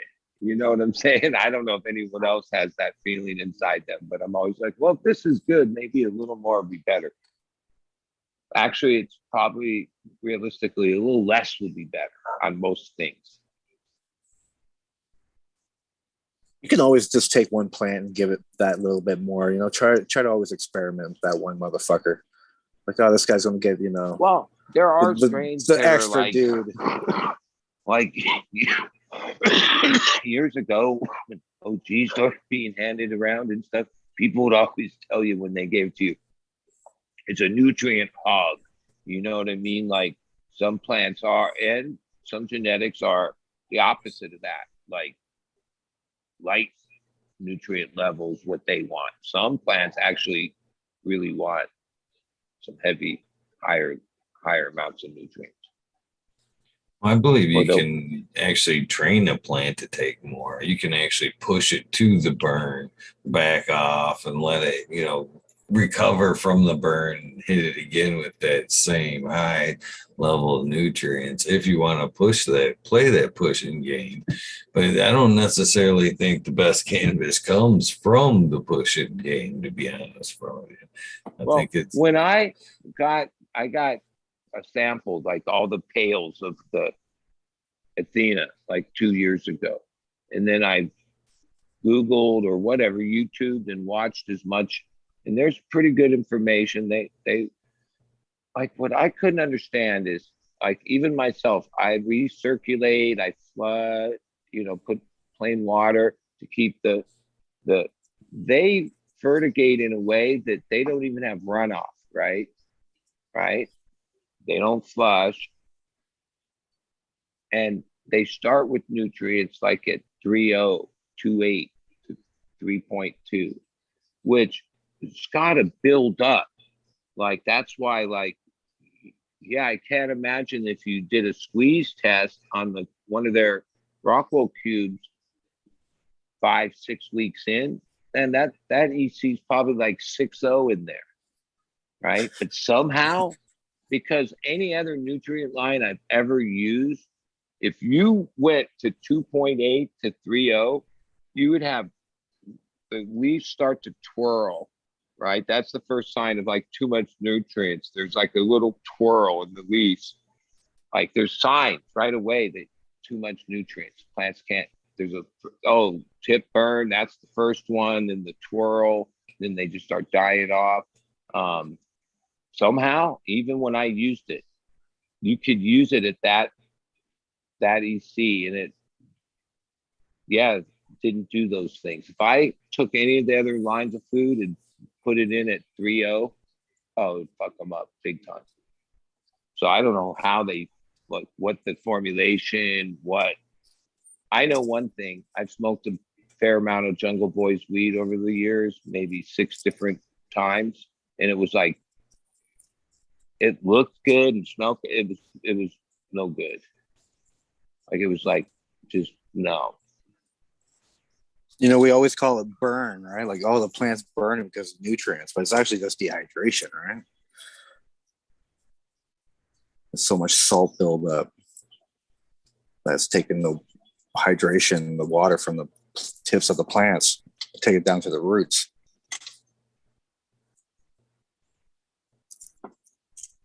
Well, my friend and part of my other place, I don't call the shots of how they do it there. And they do, basically we do the same thing, same strains, same methods, other than they push everything. They push the nutrients, they push the CO2, all the environmentals. And when we compare notes, a lot of times their yields are a little percentage higher than mine. And they're able to bring it down like 5 to 7 days before I am. It's done. But, and I don't argue it with them. Their weed is killer. It's my weed too, right? But even a few of my customers will like call me a day or two. Oh, is that from the other place? Right? There's knew. like this certain thing, like, oh, even though they yielded more and it looks big. Yeah, I think this is my experience. Like, so yeah, and that works there. It's a production thing and you can't go against the numbers. But like when it comes to the real quality, no, that method doesn't work for dank. Like, no, you gotta let how much of that is actually when you're saying. pushing it that hard? Are you actually is more added cost? How much of that is being flushed out? You know what I mean? Straight through the bottom. You know what I mean? Or just wasted. And those nutrients just flat out waste. If you circulate res, I don't know if you could call that. By the time we pump out the last 10%, maybe sometimes 15, 20, it depends, but usually it's just a couple inches at the bottom. It's been 5 days. And then that's a little bit of wastewater. So yeah, like even like most people go drain to waste. That's pretty popular. Like, yeah, that to me seems like a real waste. Because yeah, getting like 4 or 5 days off 50-gallon reservoir on a 4x8 tray, I think you're using the water about the best you can. And there is some waste. In the Especially with all the- recirculating like that, how often are you fucking with pH and stuff like that? I mean, is that a Well, constant? here's where like it matters what food line you use, because I've used a lot of them, and some of them you'll be making adjustments over the next couple days, and some of them not at all. Like what you said, it like even when I said earlier, oh, the ppm will climb, the pH will stay stable the whole time. Oh, you use, I'm not going to mention brands, different brands. Yeah, the next day you got to readjust. You know, and some foods, you know, you end up having to not adjust at all. Like when you first make it, it comes in low right where you want it. But then the next day it's a point higher, like a whole point higher, not a tenth of a point higher. Yeah. Like, I guess that's what, when they say it's created or stable, right? That gets into that part. And so like even GH, yeah, people can say what they want, but oh, you can set it and it's not gonna change. Cutting edge is good, but what's that company? Botanicare? Oh no, their shit was all over the map.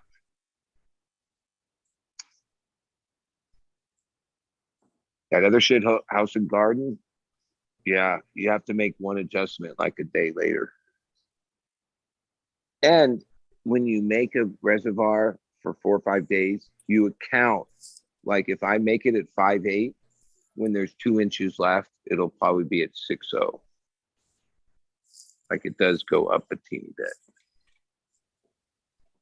But sometimes when you add weird additives like Power SI or just silicas or different things, then that they have a thing where they change over the days and affect the pH. I don't know. There's a lot of probes now that you can just shove into your fucking rock wool, man. That can tell you all your ECs and temperatures and everything, man. Yeah, that system looks killer. I think that's the way to get rid of the questions and keep things on target. Or in the root zone, man.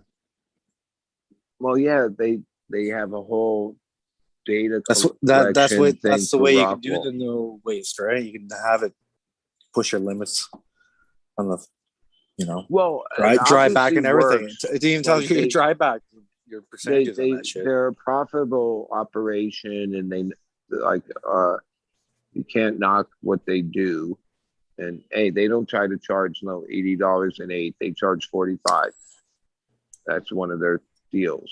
So it's like a fair thing, but it's not. Their pictures look like 1,000% better than like when you actually have a joint of it. We'll say that's just my review on them.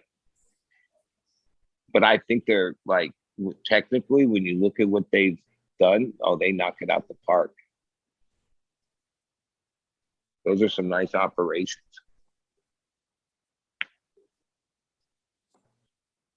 Oh, how your F2 is doing, Eagle? Was like a giving information way back on the forums as he grew and learned all this stuff. And a lot of what you see the commercial grow is basically a semi copy of the Jungle Boy method that they were building big, probably as early as anybody. So you got to give them some credit for that. But like from what I understand, those are like $10 million, like the amount of money that they spend to build out one of those places, ridiculous. It's a lot of weed. That's a lot of weed to sell, man. They're doing well there, Major. They did. I left them on 24 there while I was fucking gone for a few days. They didn't care for the 24 hours of LED. Tell you that. I had to cut them back. Cut them back. If I could, I probably should try the fucking 12 and 1, the old 12 and 1. I was See gonna how they ask like you. that. Yeah, but it works, man, for sure. Hey, Well, I plugged was in my running it first before LED. here, that's for sure. Old Joe P will be back. He's coming back. I plugged in my first LED because, like, we have extra ones, but this is just for the germinated ones. We took the T5 out, and then we put, I think they're 100-watt each, but we also have one of those timbers that's like a 780, but I don't think we need that much light there. But then somewhere we'll probably put that in. I'll finally, like, hey, even when we turned this on, it was the first time I, in my own thing, saw LED working, because I have no LED in my thing. So maybe it's the beginning, like, oh, one will lead to another, to another, to another. Just like when I finally get this package to you, Major Auto, a year from now, you'll be like truly the king of autos. Shit. Hey, future is predicted. Stranger things happen. How things turn around in the world. We're at that point. Hopefully, we're in the middle of a zombie apocalypse. Something's happening. Holy shit. Let's just pray. And Jesus isn't coming back. Because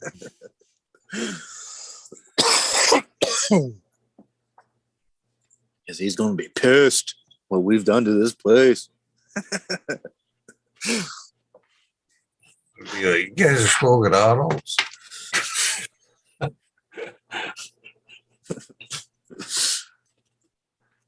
Well, I That was just think if like, and what really kind of fuels the whole cannabis industry is the final retail customer, right? And there should be protections for them. And at this point in California, just some things you can't really tell. I don't go and look at these jars, but I know that people have tags and licenses for huge amounts of auto. That means that on the shelf in the metric brands, people are buying auto, whether they like think it's a fair deal, whatever. They wouldn't buy That's what they're putting in them pens. All those fucking Right. autos, soil to And oil, pens. fucking add the terps. Probably edibles. Like it's a biomass thing, but I just like you have to declare that food's GMO or certain little things, which some people might be against those kind of regulations. I think cannabis should have that. That's what the testing is all about, and I think customers should know. Cannabis already gets tested more than any other thing we consume. Yeah, but it's not like they have a test to say, oh, this is auto. That's why there's an A on the jar or on the pen or on whatever. They should. They should. Warning, you may be disappointed. Auto labels mandatory. Because at this point, they're just blending it in as like, oh, but fluffer. Like the autos, the fluffer. Is that what you're saying? Yeah, well, that is what's happening. So, I can believe that. I can honestly believe that. Yeah, there's licenses that have 100,000 tag orders because, you can do that many in a smaller acreage. You got the license and just bam, bam, bam. You know what I mean? That's cool, whatever. And if it creates a lower price product or it fills a void but I think a customer should, just like they know that there's no pesticides and there's whatever the testing that we spend all this money, they should know that it's an Maybe honor. that's what they're counting on is the new consumer that doesn't know real cannabis. And they're like, this is good. I've never had real weed. These those are delicious. They sell it as a functional high. That would be the description, right? It's like, oh, don't worry, this is a functional high, fantastic for daytime use. Well, I mean, I imagine that this, what do you call it, the hemp flower that's designated as that, right? It's not like people don't try to, well, like, people probably do everything because there's those kind of people, but like in the marketplace, I don't think there's like stories that people took hemp flower and then sold it into the recreational and had it. Maybe there are people that done that. I mean, like me, like the daytime weeds, like fucking oranges, are like somewhat of a mid sativa, the pine and shit like that. Orange is definitely a fucking daytime weed. You can fucking smoke that shit all fucking day, and just like it's fucking cigarettes. It's just be functionally high. yeah, I mean, I have a few people, my patients, whatever, I've known 20 years, and like I know them as friends too. Yeah, they're the ones that are always asking me not to sell them the what they call the super shit or the fucking knockout shit or what I consider the good shit, right? No, they're looking for the lighter stuff. Like what I've never been able to figure out about that, to be honest with you, is because if unless you're honestly like dabbing it or whatever, why wouldn't you want to buy the strong stuff? Because you can stop at any point. You're not committed. You know what I mean? You're, whoa, I'm high. Put that down. Why would you want the lighter stuff so you can just finish that joint? You know what I mean? Well, why not just take one puff? At the moment, this bag's going to take me forever to kill this awesome weed. Really designated for them, but over the years, the reason I kept a few Tangies going, before Tangie, I had, that was even why I had forbidden fruit for a while. There was always this thing I'd have a few of that, yeah, no one else wanted it, but a couple of these people, that was exactly what they wanted. And once they zeroed in on it, that's what they wanted. And this took years, but years ago I realized, yeah, they're good people. They're just different. Like that, they're happy. That's where their happy spot is.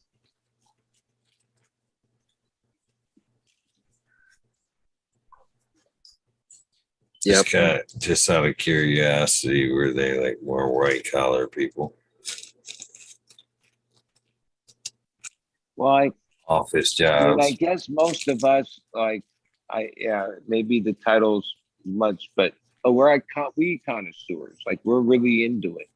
The one thing I tell some of my other weed connoisseur friends is when we talk about shit is like weed connoisseurs think everybody's a weed connoisseur, right?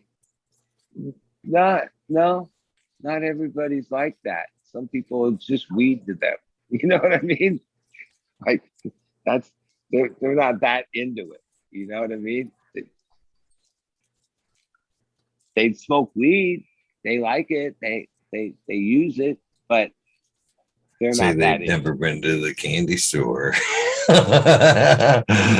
know what I mean? Yeah, I agree with that to the extent of until you find out. You know what I mean? It's all the same, and then you find out, wow, that's good. Wow, holy shit! Wow, that's woof. You know what I mean? Well, it isn't all the same. You know what I mean? You just haven't been to the right place. I'm lazy, so I don't want to write like the whole thing down. So I just use the initials that I've been using to keep track of it. Now, I know right away, like even with certain people, I better just write it down. Otherwise, it's going to be this whole text thing, right? Because like they got to know everything, right? But then I also have a few people that over the years, these are long-term people that I realized they don't know, they never even ask. They'll like ask and say they like whatever those initials are and ask for more of that. But then they never, no. And even they're not interested in me telling them, oh, it's this crossed into this and this is that. No, but then there's these other people, they want to hear the whole story. You know what I mean? And that story is part of their whole experience, right? Then there's some people, they're over the story. They don't have time for that. Just talk about whatever else, surfing or Formula One or whatever. But no, they don't want to hear about the strain game. Even though they smoke weed for like 30, 40 years. No, they don't care about all the names. Yeah, they're old heads, right? They just give me the weed. Man, it's good weed. Some right of them, on. some of them, like, yeah, because some of it is like I realize sometimes when I've told somebody the strain or why the history, it is a lot of it's ridiculous. Like like especially when it's the latest hype strain. It's this, you know what I mean? Yeah. A lot of times too, I notice there's just like certain people that like, well, all of a sudden, even though we've had it and I grew it, and that was like years ago, because like I'm more current, all of a sudden, like 3 years after something's popular, they'll like ask me, oh, do you ever have that? Like, oh, I had gelato like a long time ago. And then like 2-3 years later, a couple of my customers were like, yeah, do you have like any of that gelato? I was like, well, yeah, that was popular like 2 years ago. Don't you remember the ones? Those were the gelatos. But then they got hip to it like later. You know what I'm saying? Like sometimes the hype isn't all like we're into like it in instant time. But a lot of think times the name game customers became like a salesman thing at one point after it became like just from where it was geological from? Do you think it was a salesman thing like that? They're just like, okay, this week it's because people always want that new. There was a time when like the person that grew the weed in the chain distanced themselves. So there wasn't so much like you say, maybe that region it was from. And in those early days, the way I remember it, a lot of times, and even the names that carry on today was what the street named it. That caught on, and then over time went to be that's what it is.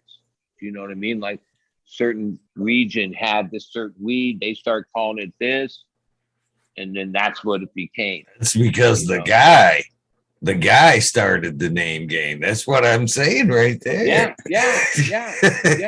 Somebody said those names originate from right? Somewhere. That's the guy that went, this one smells different, man. $5 extra. Yeah.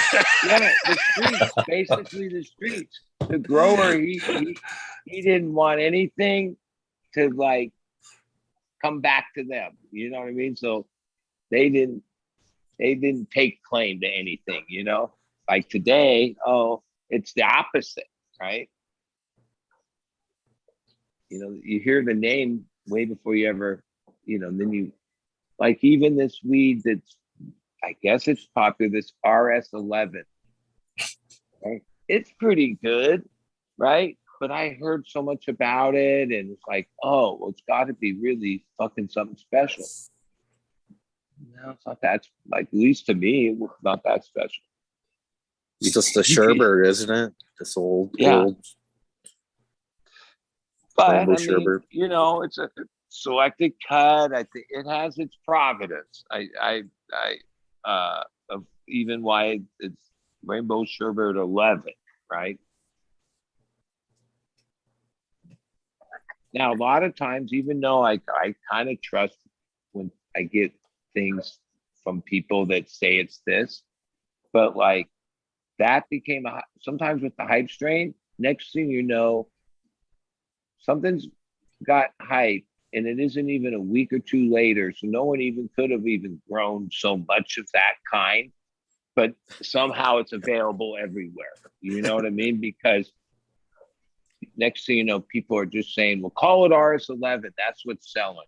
You know what I'm saying? So like a lot of times when I'm always skeptical through like, oh, I have pretty legit people. Most of the time but you don't really know, do you? Unless you like were closer to the real source, right? What the real cut of the real deal, whatever hype strain it is. Because like sometimes I think certain things get hyped and then there seems to be that weed. It's like, well, you can look at delivery service menus and like they list everything like 50, 60 things. Like I don't even think they have 50 or 60 different things. They'll just like say, oh, well, call it that. That's what they want. You know, like that's the idea there. You know, and they have some list of like every strain known to man, and they say they have it. I don't always think that. I'm skeptical. So I think, yeah, they probably have 10 things, but they're just propping that they'll just call this one 10 different things. And like you said, there's nothing that we can distinguish chemically through that, right? Maybe like the fucking terpenes will be a little different, but as long as a base profile, like the terps, dominant terps are there, like it's going to taste like berries. Oh, there's that berry OG. Right on. Thanks, bud. Oh, you got any of that RS11? Is that berry, you know, it has a berry flavor to it? Yeah. Oh, dude, I just got that in. Meanwhile, it could be the same weed to someone, right? As long as it has an overall profile. That's good weed. I don't think it really matters too much. But if you want to play that game, that's just part of what we do. It's part of the game, man. That's just well, especially now where there's people, breeders in every place. You know, all the major states can't, from small breeders to larger ones, and yeah, it's endless amount of a lot of it the same varieties, but just mixed up somewhat differently, and then names are like regional. Like even in this 600 week, we have like 50 of the variety called Detroit Runts from a guy that breeds out there at Dynasty.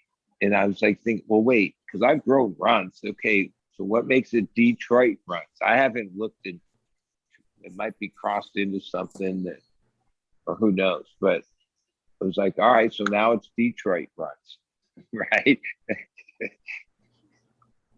well, Ruz has been around now that there's so many hybrids of it that it's gonna, you know, it's been played with, and yeah, it's worth.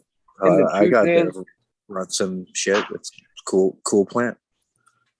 The magic bean or the keeper bean or variety that it's going to change your life or make you happy can be found anywhere. Not always in like the stuff that is so coveted. Well, you don't have to buy the $600 cut. You can always get the $100 pack of beans, and the dominant traits will be there, and you'll probably find a good keeper. Probably. You might not. But you probably will. Well, one that will satisfy your needs, for 10, 15 years ago, people sold seeds, and on the farms, there'd be a lot more complaints. People that would not just complaints, they would show pictures on the thread and whatnot. Today, there's like way more breeders and they're all public. Most of them have Instagram or right, like in real time. I don't see a lot of people going, oh, look, these herb or these were this or these are all not, you know, there might be a few, but not that many considering how many people are producing and whether they're selling them or just trading them or getting them out there. Yeah, I remember in the forum days, a lot of threads were like documenting how messed up fem seeds were, or just different things. They're like, I don't even know if it was haters. It was just people that were having those results. Where today, I think the I way think they used to do the fans was, through hermaphrodites. So you had a high tendency of getting the hermaphrodites. And then they, figured out the ethylene thing. And For me, myself, anytime I've kind of had that problem, I've never necessarily posted that shit.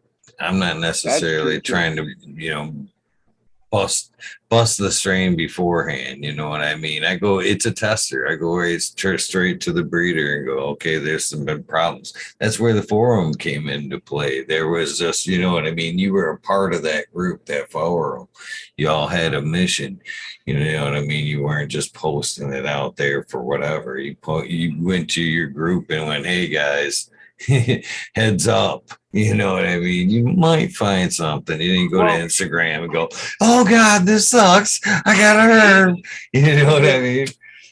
So many years ago, the different groups were, even though they were at the event, they're like pretty competitive into like loyalty to just their thing. Today, I see it much differently because there's so many people. For the most part, they all support each other. Oh, there's a few of these games goes on and people get bring drama to it. But for the most part, no, like it's not as competitive. People just supporting the whole idea of like, yeah, because to me, the percentage of breeders or seeds has to be the biggest growing thing in the last 10 or 15 years. I mean, there's always seed producers, but at this point, the amount of them and all the different levels and the success at all the different levels, yeah, that's the biggest sector that's grown. And that's another thing too. I mean, you talk about how you don't hear of all these herms. How many fucking people are you actually talking to? You know what I mean? How many of them people buy and just sit on them seeds? You know what I mean? You're talking about vast numbers here. You're not. You like can only talk to a select few. Cards.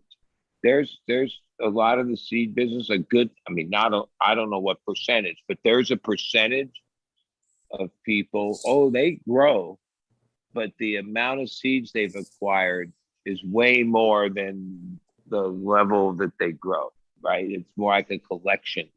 There's like a part of the seed business. It's like novelty in a sense that it is just people that are collecting. Well, even if you're growing even in Michigan, 8472 medically plus your 1284 there, it's a large plant number right there. And what I've always grown up until lately, and I'm not, I'm popping new seeds, but I'm not popping large numbers of seeds, new stuff all the time. But we're talking about, you're trying to please a customer or a patient load. You can't be doing that necessarily with, a new strain every time. You have your stable horses, and then you have your lot, what you're experimenting with yourself. So on average, 20 to 30 strains in the garden usable at once, but that doesn't even prevent. That's not the perfect production scale. You know what I mean? If you're actually thinking more about production, you're going to dial that down to probably about 15 or less, what you're keeping. But that doesn't necessarily, you're talking scale grower. I think that even at that, I think the more smaller guy is popping more seeds at once or different seed types, or because they're not necessarily worried about production. They're the more connoisseur. I'm going to pop this one this time, a one run. I'm popping this seed this time. So a lot of them people collectors necessarily, like you're talking about the large scale. I think it's more the lower guy that is popping more seeds than the larger scales. And that's what I think what's going to happen with recreational cannabis too, is they're not going to want to go through that mess. You know what I mean? They're not going to fucking keep popping seeds and go, this week we got this, we got this. They're going to find the ones that work in their stable and they're going to fucking pump those out. And that's when people are going to get sick, just like everybody else, you know, will get sick of these fucking 10 flavors that are going around. And the craft market will reemerge. SoCal, like they call it lemon cherry gelato, I guess. Yeah. LCP. No, LCG, whatever that is. Yeah, there seems to be so much of that from like the mid scale. Maybe there's still some at the higher scale, but like it got oversaturated to the point where, yeah, it's some and hey, that strain will probably die off, but then a couple years from now, come back as like a stable, because usually when a strain becomes oversaturated, there is a reason. But an oversaturated market, yeah, people get like even GMO, like in hash. Like I'm not that into hash, but I remember a year ago, GMO was like the heady boy hash. Now those guys laugh it off. Like don't market will always saturated because greed will always fucking seem to work its way in. It's just like we were talking about 5 minutes ago, how strains get mixed up, and you were kind of talking about that. Oh, how did it instantly appear? Oh, that's because that name caught on. Why? Because greed. I want to have that what everybody else has got. That's how it always happens. Everybody, it's marketing. No matter what, they're gonna chase that fucking hype. There's very few people that want to go outside of hype. Don't live in LA, but I'll just take this moment because, like, hey, I only went to this will be the third time, but it becomes massive. Like there'll probably be 1,000 to 1,500 people lined up all the way down Fairfax around the corner. Pretty much starts pretty early to dissipate the line, but Masonic calls it Free Seed Day. It's the next weekend on the 15th. And so, buddy, let me ask you this: you go to a lot of the bigger events, as just so do I. When you go there, how often is everybody smoking hype, or is everybody smoking the fire that's to be? You know what I mean? There's different little circles, and a lot of that, the real inner circle, there's the heady hash, like. You know, but there's a lot of heady hash. But like maybe the first 50 people will get like the best bag. And then the next 150, 200. And but all the way to the last person, I don't know, 15 or 20 at least packs of seeds. Some of them already, because he posts, are like seed packs that are name guys, big coveted people. Like that's why there only be so many of them. They didn't put 1,000 packs, but they gave a couple hundred. And the way he does it, he won't just take care of the front of the line. There'll be people that'll be like, holy shit, look what's in mine. It's like, hey, even as everyone gets their bags, they kind of go off to the side. And it's like, it reminded me of Halloween as a kid when you get back after trick or treat and compare with your friends who got what, right? But it's all free, right? And even myself, who have so many seeds, I had a bag that was from Free Seed Day. I grew maybe 6 different things that were really good from people I met, like weren't the name people that you think. I met them or know who they are because I checked it out when I looked at the pack, but because not every name is a big name thing. A lot of people donate their seeds as you never heard of them before, right? Hey, buddy, before you send that package, go to that seed free giveaway and then send me some of those free seeds, man. Yeah, that's what I'll bust them out, man. Hey, right on, brother. We're on the same wavelength. Today I was because I remember we gave away the pack couple nights ago. I sent those out today to I forget what his name is. I saw him in chat earlier, and I sent an extra. I grabbed something else to make the envelope equal weight. So you got a couple packs. But I thought about putting yours out today, and then I thought, oh, if I wait a week, because it's a week away, I'll have so many seeds. Holy moly. Because this year, some of it, there were big names last year. This year, like, I don't know what he's got. Mace has got something going. He's definitely, like, a lot of it is good energy. Like, even this is a big thing that even last year, I didn't know this until a few months ago when he mentioned it to me. So people camped to be in the front of the line for a couple days. Now, half of that was just urban, just like people line up to get PlayStation or Nike, urban camping. So they had their little grill and all this, chair and whatever. They were partying more than they were camping, but whatever. They're homeless for a night, basically. Months later, the city sent Mace a fine. He had to pay $1,500 to the city because people were camped in front of his store cooking. The thing was that they were cooking, and I assume he'll just pay the fine this year because, like, there is a thing where the first few people get like the super sack. Yeah. It'd be cheaper just to buy pizza for them, man. Just order them pizza. Just put them aside. The pizza will be here on the hour, every hour. I didn't go up. I left my house in the morning and went there.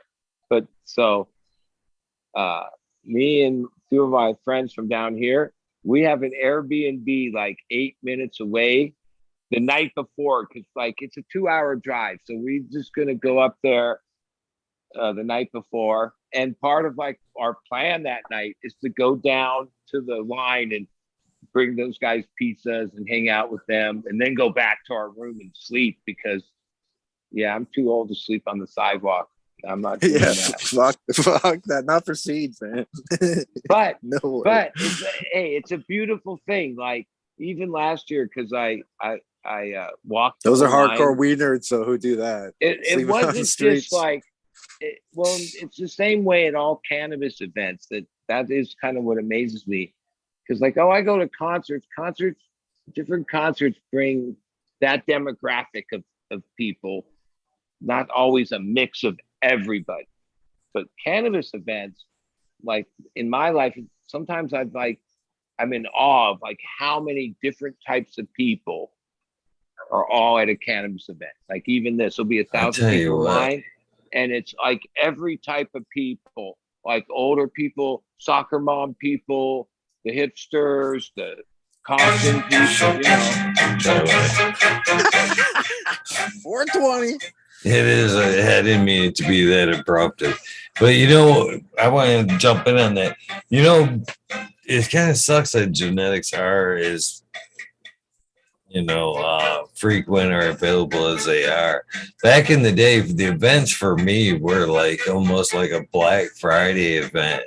You knew your breeder was coming to town and fucking you wanted to I'd be like practically like fucking event jumping up and down at that gate, fucking wanting to know where my breeder was, where CGA or whatever, fucking so I could run to that booth and grab the pack of fucking whatever before anybody else got that shit. You knew later a lot in the day of that times shit would at be those gone. events, they would have a menu of stuff, but there would only be limited amounts of certain stuff, right?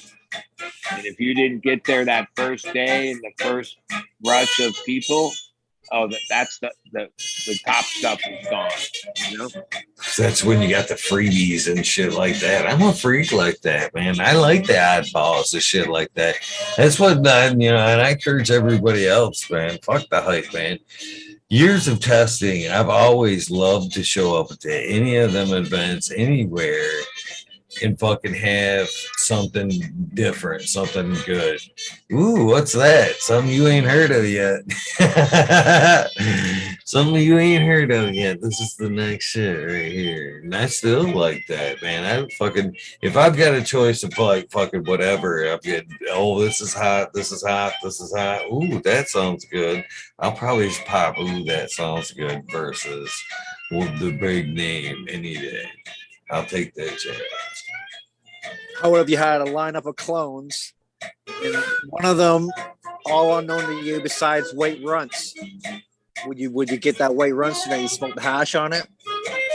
Would some experience play into the role trying to get that cut or those seeds? Like if you smoke something, or would you just randomly, like how would you determine you The want sheer it? fact that I'm buying a clone, I'm already chasing the chime that somebody's already got it close to me. You know what I mean? It's already out of the fucking book. Plus, you're welcome in a problem. I don't know. That's a toughie. I don't. I've never been a big one at taking any clones, and like I said, I've always liked having something everybody else don't have, man. I'm pretty much on a record of fucking being like, once everybody else is doing it, I don't want to do it anymore. If you know me personally, I'm like fucking, oh, you're doing it? I turn around kicking the can. Fuck, man. Shit. I've always been that way. Just always This been year, that way. Like your 9-pound hammer clone? Yeah. Like everyone has when it. I went to the Emerald Everybody Cup had it. Kick that can. Same in thing. December, I hadn't really been to many of those events in a few years, but the booth for the 2 days that had a line and the most action, like in the whole event, was this company called Purple City Genetics. And they had rack after rack after rack. They had a menu of maybe 6 variety clones. And there were some other, like, same thing. If people got there early, there were some other ones, but those were gone. Yeah, all the way, every day, massive line. That was the most. And then people walked around with the box that I forget what they charged. Fair amount. It wasn't at ridiculous prices, and they were super healthy, and they were, I assume, because of all the crowd, legit genetics. Like that's what there was other people that had clone booths, but no, this place had a line for 2 whole days. I mean, just think about it. Even like regional, like you, I'd hope when you came to see me here in Michigan, you had something that I didn't have. You know what I mean? That's the best thing about these get-togethers, right? And even if you brought me a cut, you know what I mean? I would rather. That's a toughie too, because now I've got it. Next time you come see me, now we're smoking both the same thing, because the last time you seen it, that was my favorite. I'd rather have something that when you came, you enjoyed, and I enjoyed your stuff. You know what I mean? Yeah. If I liked it that much, hopefully you pass me a little bit of it. God damn it, we'll do a little bit of trading. That's the core of the cannabis culture that goes back like shit. I think humans have been doing this 1,000 years, right? I mean, people that were cannabis has been a part of human culture at varying levels for a long time, right? Well, boys, it is 4:25, and I do want to do the shout outs tonight. I was going to give you a warning about like 4:10 or something like that, but that was hot. Well, we kind of know that, as far as, it's only 1:20 here, but 4:20's kind of been the for months now. You kind of start to sign off at 4:20. I'm ready for it. It was nice being with you guys tonight. Yes, sir. You too, brother. I'm glad you popped in. Rest of the week and weekend, and we'll talk soon. Yes, sir. Take care, brother. Have a good day. You know what to do, man. Line up those autos, put them in some concrete, and just end the cycle. Just water them with toilet boil cleaner.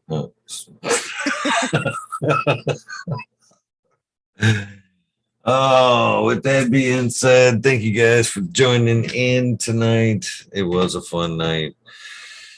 And it is a shout out night. It's been what, about 4, 5, 6, 7 Weed Nerd Worlds. possibly since I've done the shout outs. And that's no excuse, man. I know you guys don't expect the shout outs, but I'm always, I can't drive it home enough. Always be grateful for the people around you, the people that hang out, people that makes even a slight difference in your life. You never know when things can change. When you never know, bad health, bad circumstances, whatever. Life can change in a minute. Be grateful that for the amazing time you had with somebody, that experience, because things just don't last forever. They just don't.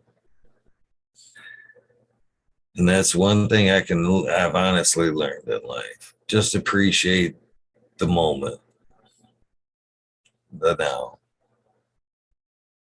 and be grateful for that time. So with that being said, let's get out of here with some shout outs. I should have picked up with my friend Brett there, confidence. I'll get you tomorrow, brother, on the confidence. But I will check it out. In the after. Then I pray, don't take me. Cheers to you, Red Eye Rustler. Sometimes in my tears I drown. Some cool details name. Mama Lost 710, Scarecrow 420, Christina MG89, Unplugged 705, Medical McCullough, Cody, Greg T, the Rebel, the 9207, Babies, Lenas, Dave's not here, Tom Smooth, Greg Walker, Bendo Dope, T Dog, Dung Beetle, Red Eye Jedi, Gross, Mother Nature, Run Boy 7426. I think I skipped a few there. Justin Conway, Duckweed. Let me grab a water. I got Conway right here. One day. There we go. Win or lose, 'cause we all lose when they beat on the souls of the innocent. Blood drenched pavement, keep on moving, though the water stay raising. Sweet. And in this maze, you can lose your way. Duckweed, Runboy 7426, Justin Gooder, Sandman, Oak Roar 75, Corey, Trouble, Michael Wall, Small Vision 420, Who's Your Cat Daddy Tackle, Rick S. and the Voices 827, James Simmons, Ryan Hahn, Rules Let's Hope, Pat's Fan 420, Brian Minter, Dirt Road Dude, Candace Chuba, Jose Ramirez, Red Eye Rustler, Damn Goblin, Dr. Buzz Lightyear, Acetone, Sabotage, Canuck, Candy Queen, Genetics, Savage, Z Fumador, Dirt Randan, Keith the Black Sales, Mr. Boso, Zimbrio Gardens, Rasta Bob, Small Tubes, Soul Roots, Tyler, Frosty Buds, North Michigan Micro, Ouija Bud, Sub T Growers, Dub T Bud, wait, I fucked that, Deb T Roy. And I fucked that up. Big Jack Rose, JC, Modern Genetics, OK, Weedner, John, Last, PPG, 15, Green County Grower, CJFO, Perfectly Perfected, Dollar Tree Grows, T1 Productions, Day Grower, DO8 Grow Meds, Miss Nudie Grows, I Grew Some, Johnny Kansas Seed, Nutrient, Shootout, Snotty, Nicky, Zoe, Slammer, NNY, Pixel Monkey, St. Bernard's, Observation Group, Club 420, High Spy, Aldridge, 25, Miss Manatees, 2, New Mo Grower, The Cannon Crate, Loki Grows, Sussex, Sky Burton, 79, Polish Hammer, Midwest, Outlaws, Voodoo Ultras, Fresno Nerds, Cali Grown, Wolverine Grown, Jimmy One for Life, Day Block, MNP Nations Collations, laid way back Farmer Hammer, Lana, Psychedelic Warlock, Sir Sticky, Rob, Big Day 420, Brent Wendell, G3, The Green Click, JK, Triple G, Mr. Spirit Clip, Brittany and Tyler, TC, Hope Farms, Lisa G, John, Beat to Creation for you, BG, WG 420, Dr. Budswell, Purple Thumb, Anthro Sense Me, Anthro Just Face 420, Judd Beach Coast Score 420, Sir How Trade Alone, Keep It Real, Haggerton 420, Subs Up, Audit Everywhere, BT Double D Grows, Biggest,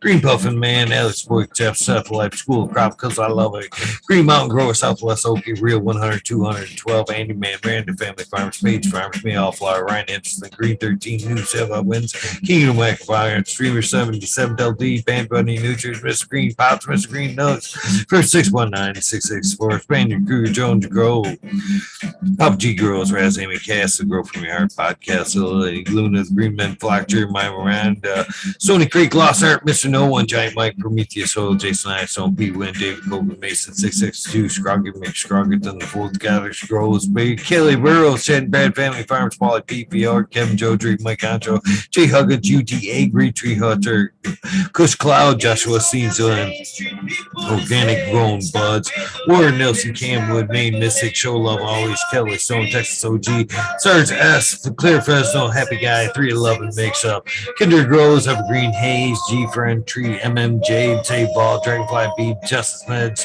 Travis Walls, Lucky Mike, Cedo, Chronic Seeds, King Chronic, Type for Blusco Scene, Django Gas, Wabasso for Life, John Smith, Tommy Traco, Spoke King Raz, Pop Little, Oscar Green Jr., Matt Silbert, Indo 11, Stephanie B, Shark, Pulley 989, Van Braun, Sovereign Garden, Solar Nation 420, Joe Y, Bugs 1, 313, Grower Pained Lady, Frank Booth, Matt S, Soul Roll, Spiky Pot, Jay Myers, to Jamid, to Chat, Mr. Manny D, Backseed, Dr. DGC, Jeff, Shutter 911, Dutch Gross 420, Skill Bull 1, Med Grower 1, Empire Breeding Grove, Crowley, Lost Leaf, Liam Mass, Danny Dinkle, B-Bear 7, Ollie Nobles, sorry, Ollie, CK, Tom Trinidad, Looney Jester, Smoking with Small Tom, Tim S, Mr. Lazy, Raptor, Grows, Rob Automation is Freedom Robber, Hazelton, Door, Michigan Accord, Double Tap Farms, Mr. Green Thumb 420, 808, Rooting Prospects, Cannabis Driver, Hayden Life, Kenny 710, Operation Grow, T-Ben, TM 42069, Rude Nuts 619, Dr. Scrambles, BB Roomox,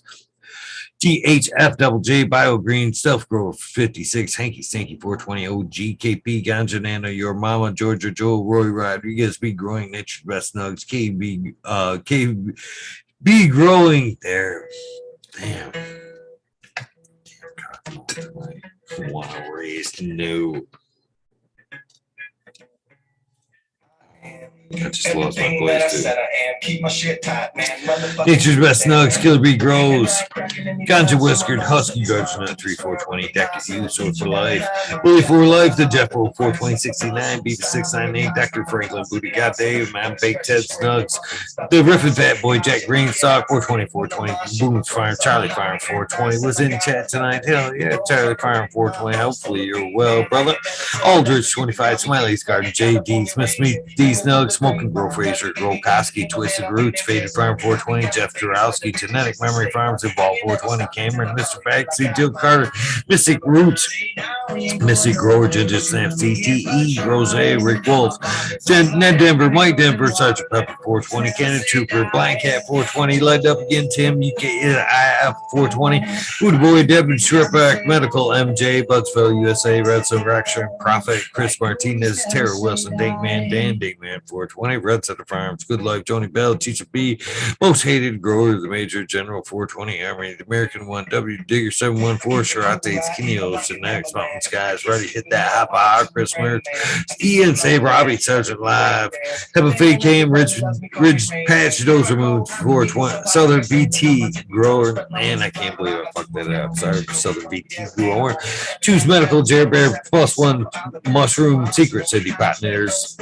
My Little Piece of Heaven, Puget Sound Seeds, 2042 Spacewalker, man, I fucked this all up. 2042 Spacewalker, Christian, Tree Bump, T. Barrington, Heart and Soul, Home Go, Mike B, TD Wayne, East Coast Well, Heidi Day, Galactic Garden, John Smith, Elliptis, My Natural Farms, Pacific Northwest Seeds, Ross Kyle, Paul, Lemon Hoco Trench, Regis Use Life, 420 Grant, Manuel, Mayor Brown, Sammy Sizzle, 90s Colas, Chris Moo, DK Drake, Vision Creator, The Kind Brew, Cannon Nation, JJ Wired, Timothy McKinnon, Neo, Justin Bean, Scrawny 88, Fat Belly, Real, Jennifer Steele, Kinva 03, Turf Farmer, Shannon Steels, Shannon Stevens. Holy cow, butchering them tonight. Carlitos Latinos, Cater Country, Mr. Speed, Wolf Seed, Firesaw, Wally Wookie, The Gardens Grows, Rasta Bob, The White Feather Grows, Furnace Room, Stone Goes, Dane, The K-Band Grows, BX Gunna, 81, Smith Tube, New Grown, Sean McCann, J Monks, Dank Agenda, Walla Walla Candy Grow, Fall Dog, Huron, Kansas, Wisconsin, Elizabeth Peck, Rock Fed, Justice Mick, 420 Bin, Fresh Grow, Thriving Herbs, High Boy, Your Mailman Grows, We Be Growing, Australian Grow, Love for the Plant, Argo American Frank Smart, Poker, Unfrozen, Gabriel, Hawaii's High, Surfcraft, Michael Goon, Jeff Lowenfels, Mobius Gross, St. Brownie, Sandy, Elliott, Harkins, Mystic Flavor, The Ford, Gardner, Overwater, Overkill, Seattle Sea, Steve, hopefully that leg heals up soon, my friend. Shadow Warrior, Valley Green, 514, Amelia Jensen, Oz Indica, Dr. MJ Coco, Brandon Russ, Matthew Gates, Jones, Sarah, Shotgun Willie, Dank Yoda, Jay Simmons, Sure Bro Rose. Man, I gotta pop this fucker out. Oh, love you guys. Clackamas Coot, DJ Con, the Air of the Grower, Light 1978, Michigan Grown Buds, Your Boy, Roy White, Delta 9, Jay McDaniels, Clackamas 420, Sticky Cold, Zillion, Sign for it, PFC Farms, Husky Garden, Sun Growth 707, JA Growth, J420, Cascadian Growth, Tito's McGee, Four Plains, Abe, Weedworks, Captain Scrog, Skunky Buns, Hans Warrior, Jackie Young, Terry Live, McGaster, Tempe, NAN, Dirge, Green Jr., Leon from All Purpose Plus, Green Goose, 11 Smiles, 11, Bindu Buds, Mike Ross Plenty, Dan the Indoor Man, Gromies, Homies, Hamilton, Grown, Clip Smoke, Keystone, Canada Flag, PA, Big High, 710, Eugene, Greenleaf, Ace True Hustle, Friend Dark, Carlos, North Arizona, Beard Road, 420, No Sellout. Jesse White, Scott Sting, Yeti, Introvert, Genetic, So J, Mr. Killer 8, Mo, James Buttercream, C-Dub from NorCal, Farmer CC Network, Deadhead, Smokey 616, Curtis Mayhem, Matt Meyer, Morte, Rick Heyman, Stephanie Dora, and Tennessee, Curious K, Mike Rubos, Drew Brewer, 470, 420, Maxi 751, Lawrence Gonzalez, Slow to Get Up, Stu Moo, Popco 719, Bake with Shake, Baby, Old Smoke, PWC, Grown Buds, Lord Wash, Mr. Weedblunt, Old School Grow, Chad Westport, Hounson, Grown Florida Nugs, My Little Piece of Heaven, Puget Sound Seeds, Clydesboro, Richard T, Crispy Wannabe, Mr. Soul, Food Spectrum, Gone God, Lori Hanson, Real 2,000 Years of Tradition, Mr. D. Conley, Pimp Jam, McFoley Base, Show Me Sasquatch, Fuck Googling You, I'm Going Whale, Canadian Resort, Porter Farm, Carl Wright, Zephyr, Humble Farms, Tannery Farm, Seldom Seen, Old Parker on Tail 9782, Skunk Patch, Martial Artist 2012, Micro Slave Hefner, Daniel McDizzle, Medically Fit, KGB, Robert Mr. Green, Fingers, motherfucking Thomas was in chat this evening, Rancho Costa Country, Monkey Balls, Andrew Champion, Bobby Love Meats, Trench Digger, Mr. Mac, Tony Lake, Bonia, Will Bill Else, Weed Beast, Tater Delicious, Minty Country Roots, here on Fire tonight, Surf Creeper, Big Ray 420, T101, Buds and Hazard, Mr. Club 14, Peter Pan, Fire, Snarl Up North, Max Scream and Ruby, Mike Steve, 562 Ganja, James Chrysler, Green Grove tonight, Zenzola, B. Benson, Atcher Charlie, Sitsiva, Smurf, 4GTC, A, Bush Tractor, Astro Charlie, Deer Cove Gardens, TK, James C. Weaver, Grow Olmos, Corey Gagnon, Green Hill Farms, Hillbilly, Stacy Worm Turd, Skunky Brewster, YDF, Larry OG, Wabash Farms, Spartan OG, Spartan Cone. Wow, I really butchered that one. Spartan OG, that's fucking hilarious. Johnny Green Thumb, 710, Michigan Wildflower, Seldom Seen, Gambler, Todd O'Connor, DP 710, Caribou TV was in chat tonight, Virginia Earn, Red Premium, Equilibrium Genetics, Trophy Truck, Skyway, Kevin O'Donnell, School of Crop Toast, Stupid Trucker. Man, Cottonmouth is real tonight. eBay Bud Tender, The Glass Girl 420, Ted Nugs, Matt Trevine, Greg 77, Ted Nugs, Skunk 8, Glasswork, Beast Mode 347, Mike Thomas here, JM8182, Justin Gucci, Webcam, Dan Stoney, Baby Fat J Cuda, Piff 1000, Dan Stoney, Bitch Sunshine Farm, Daydream, Brad Star, Mountain Larry, Scotty Nowhere.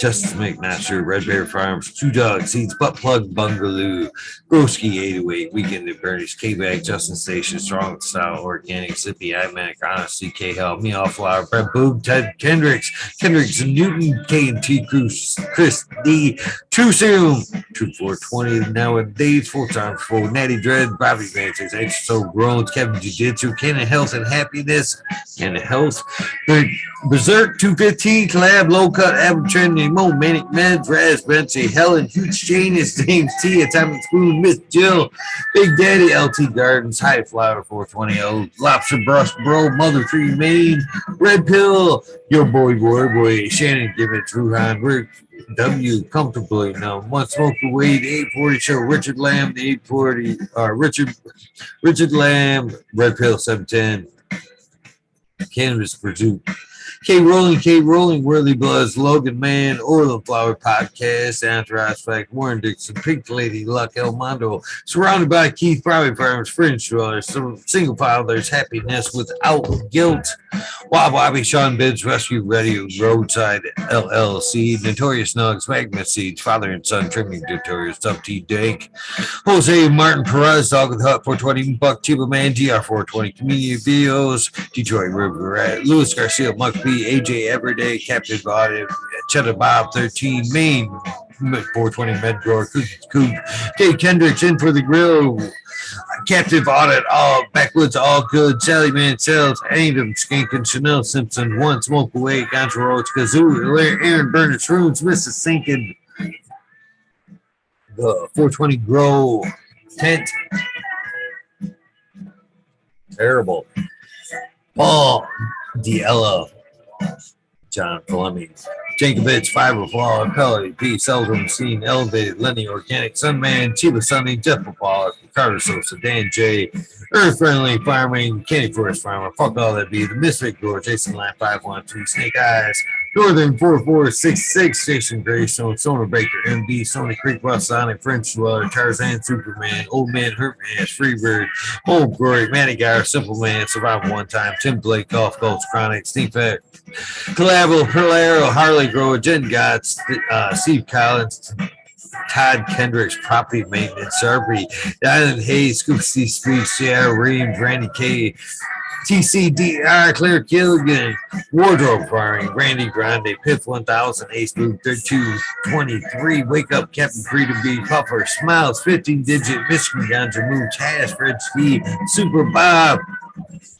Richard Forbes, Before P-Funk, Nick and T, John Reese, What About Bob, Prince, Patty, Daniel Bergman, Green Puffin Man, B. Dungy, James Chung, Sarge Rose 818, John Wayne, Carolina Rude, Sister Golden Hair, Dana, El Dancarino, KNF Guard, Blank 1030, Choose One Only, Free Farmer, James, Crypto Dope, Richard Lamb, HIP Grower, Matt Doreen, Dan Marino, Chronic Wonder, Sunrise Girl, Top 4 to the next, Mole Vision 420, Can2 Cannabis, Jesse Fisher, My Dog Master, My Dog Nelia, wow, Richard really butchered that one. Rooster Farms, Alex Hardy, Hardy Gear, Mighty Cropper, Danny Gross Photos, Witten Grown Med, Sunrise Grow, of course, Alexi Brittany Koo, my little man Chase. I love you guys more than anything. No Limit 916, Grumpy Toad, Alchemist, and Canna Makes, Soulborn Addiction, Roscoe, Alex D, Dirty Or, Catfish, High Power, Thunder Dan, Propagation Station, John McDaniels, Lisa Marie, Sarge Rose 818, Blaze, Daily, Pride, Piper, Perpetual, Eagle Pride Warrior, Sid Smiles for You, Frank Usada, The Dank Dungeons, Keto, Kelly, Maxwell, Captain 420, Frank Usada, The Dank, Stink Fat, What About Bob, Rooster, well, skip the column there. What About Bob, Il Jester, 420 Pops Rooms, John Gorski, Jen Doe, Dungeon Gazer, THC4 PTSD, T Barrington, Honcho, Roan, Swamp Cat, Valero, Cannabinka, Best Up Because, Jen Doe, Mr. Mandy, Cannon for Hour, 420 AB, Normal, Frank Guerrero, Bear Feet, J Brett 74, CK, Brown Guy 420, Packer Bear 420, Brennan Tree, Maine, EA, Grayson, Grow 207, Hydro Daily, Hemplet, Jamie Rain, Supreme, Great, Sony Rockefeller, Caveman, Cannabis, Rouge City, Sin, Hawaii, Sin, Midnight Roots, Dead, Cynic, Knuckles, Michael P, Polly B, Quick B, Nimble, Buddy, Kilowatts, Michael D4889, The Expanded Brothers, Mike Celia, Matt, Joseph Grace, Madison, Joseph, Grace Medicine, RIs. Keith and Chief, Hydro Daily, Concerned American Cannabis, 411, Freedom Life Speech, Dr. Joints Works, These Trees, Ganja Duco, 710 is Oil Upside Down, Jesse Stevenson, Fedora, Dudes, that's Cannabis Babe, What About Bob, Sacred Garden, Scott Road, Slick Rick, Abe, Dog Pound, David, St. Louis, A Move Watch, Costain, Yeti, Ed Wren, I'm in Grown, Uncle Hummer, Off Grid Terps, Christopher, Big Force 54, Last Predator, Matthew, SoCal, Sioux, Illinois, Man Bader, Jinx Proof, Dark Horse, Shit, NX, Stoner Dude, Joel and Jen from North, Sergeant X, Caroline, Mr. Cry PTA, B13, Bruggen Perfection, XX Elite, GPXX, Uncle Stoner, and nice seeing you this weekend at the Hash Bash Crispy Treat Kitchen. You too, always a pleasure meeting you, Carla.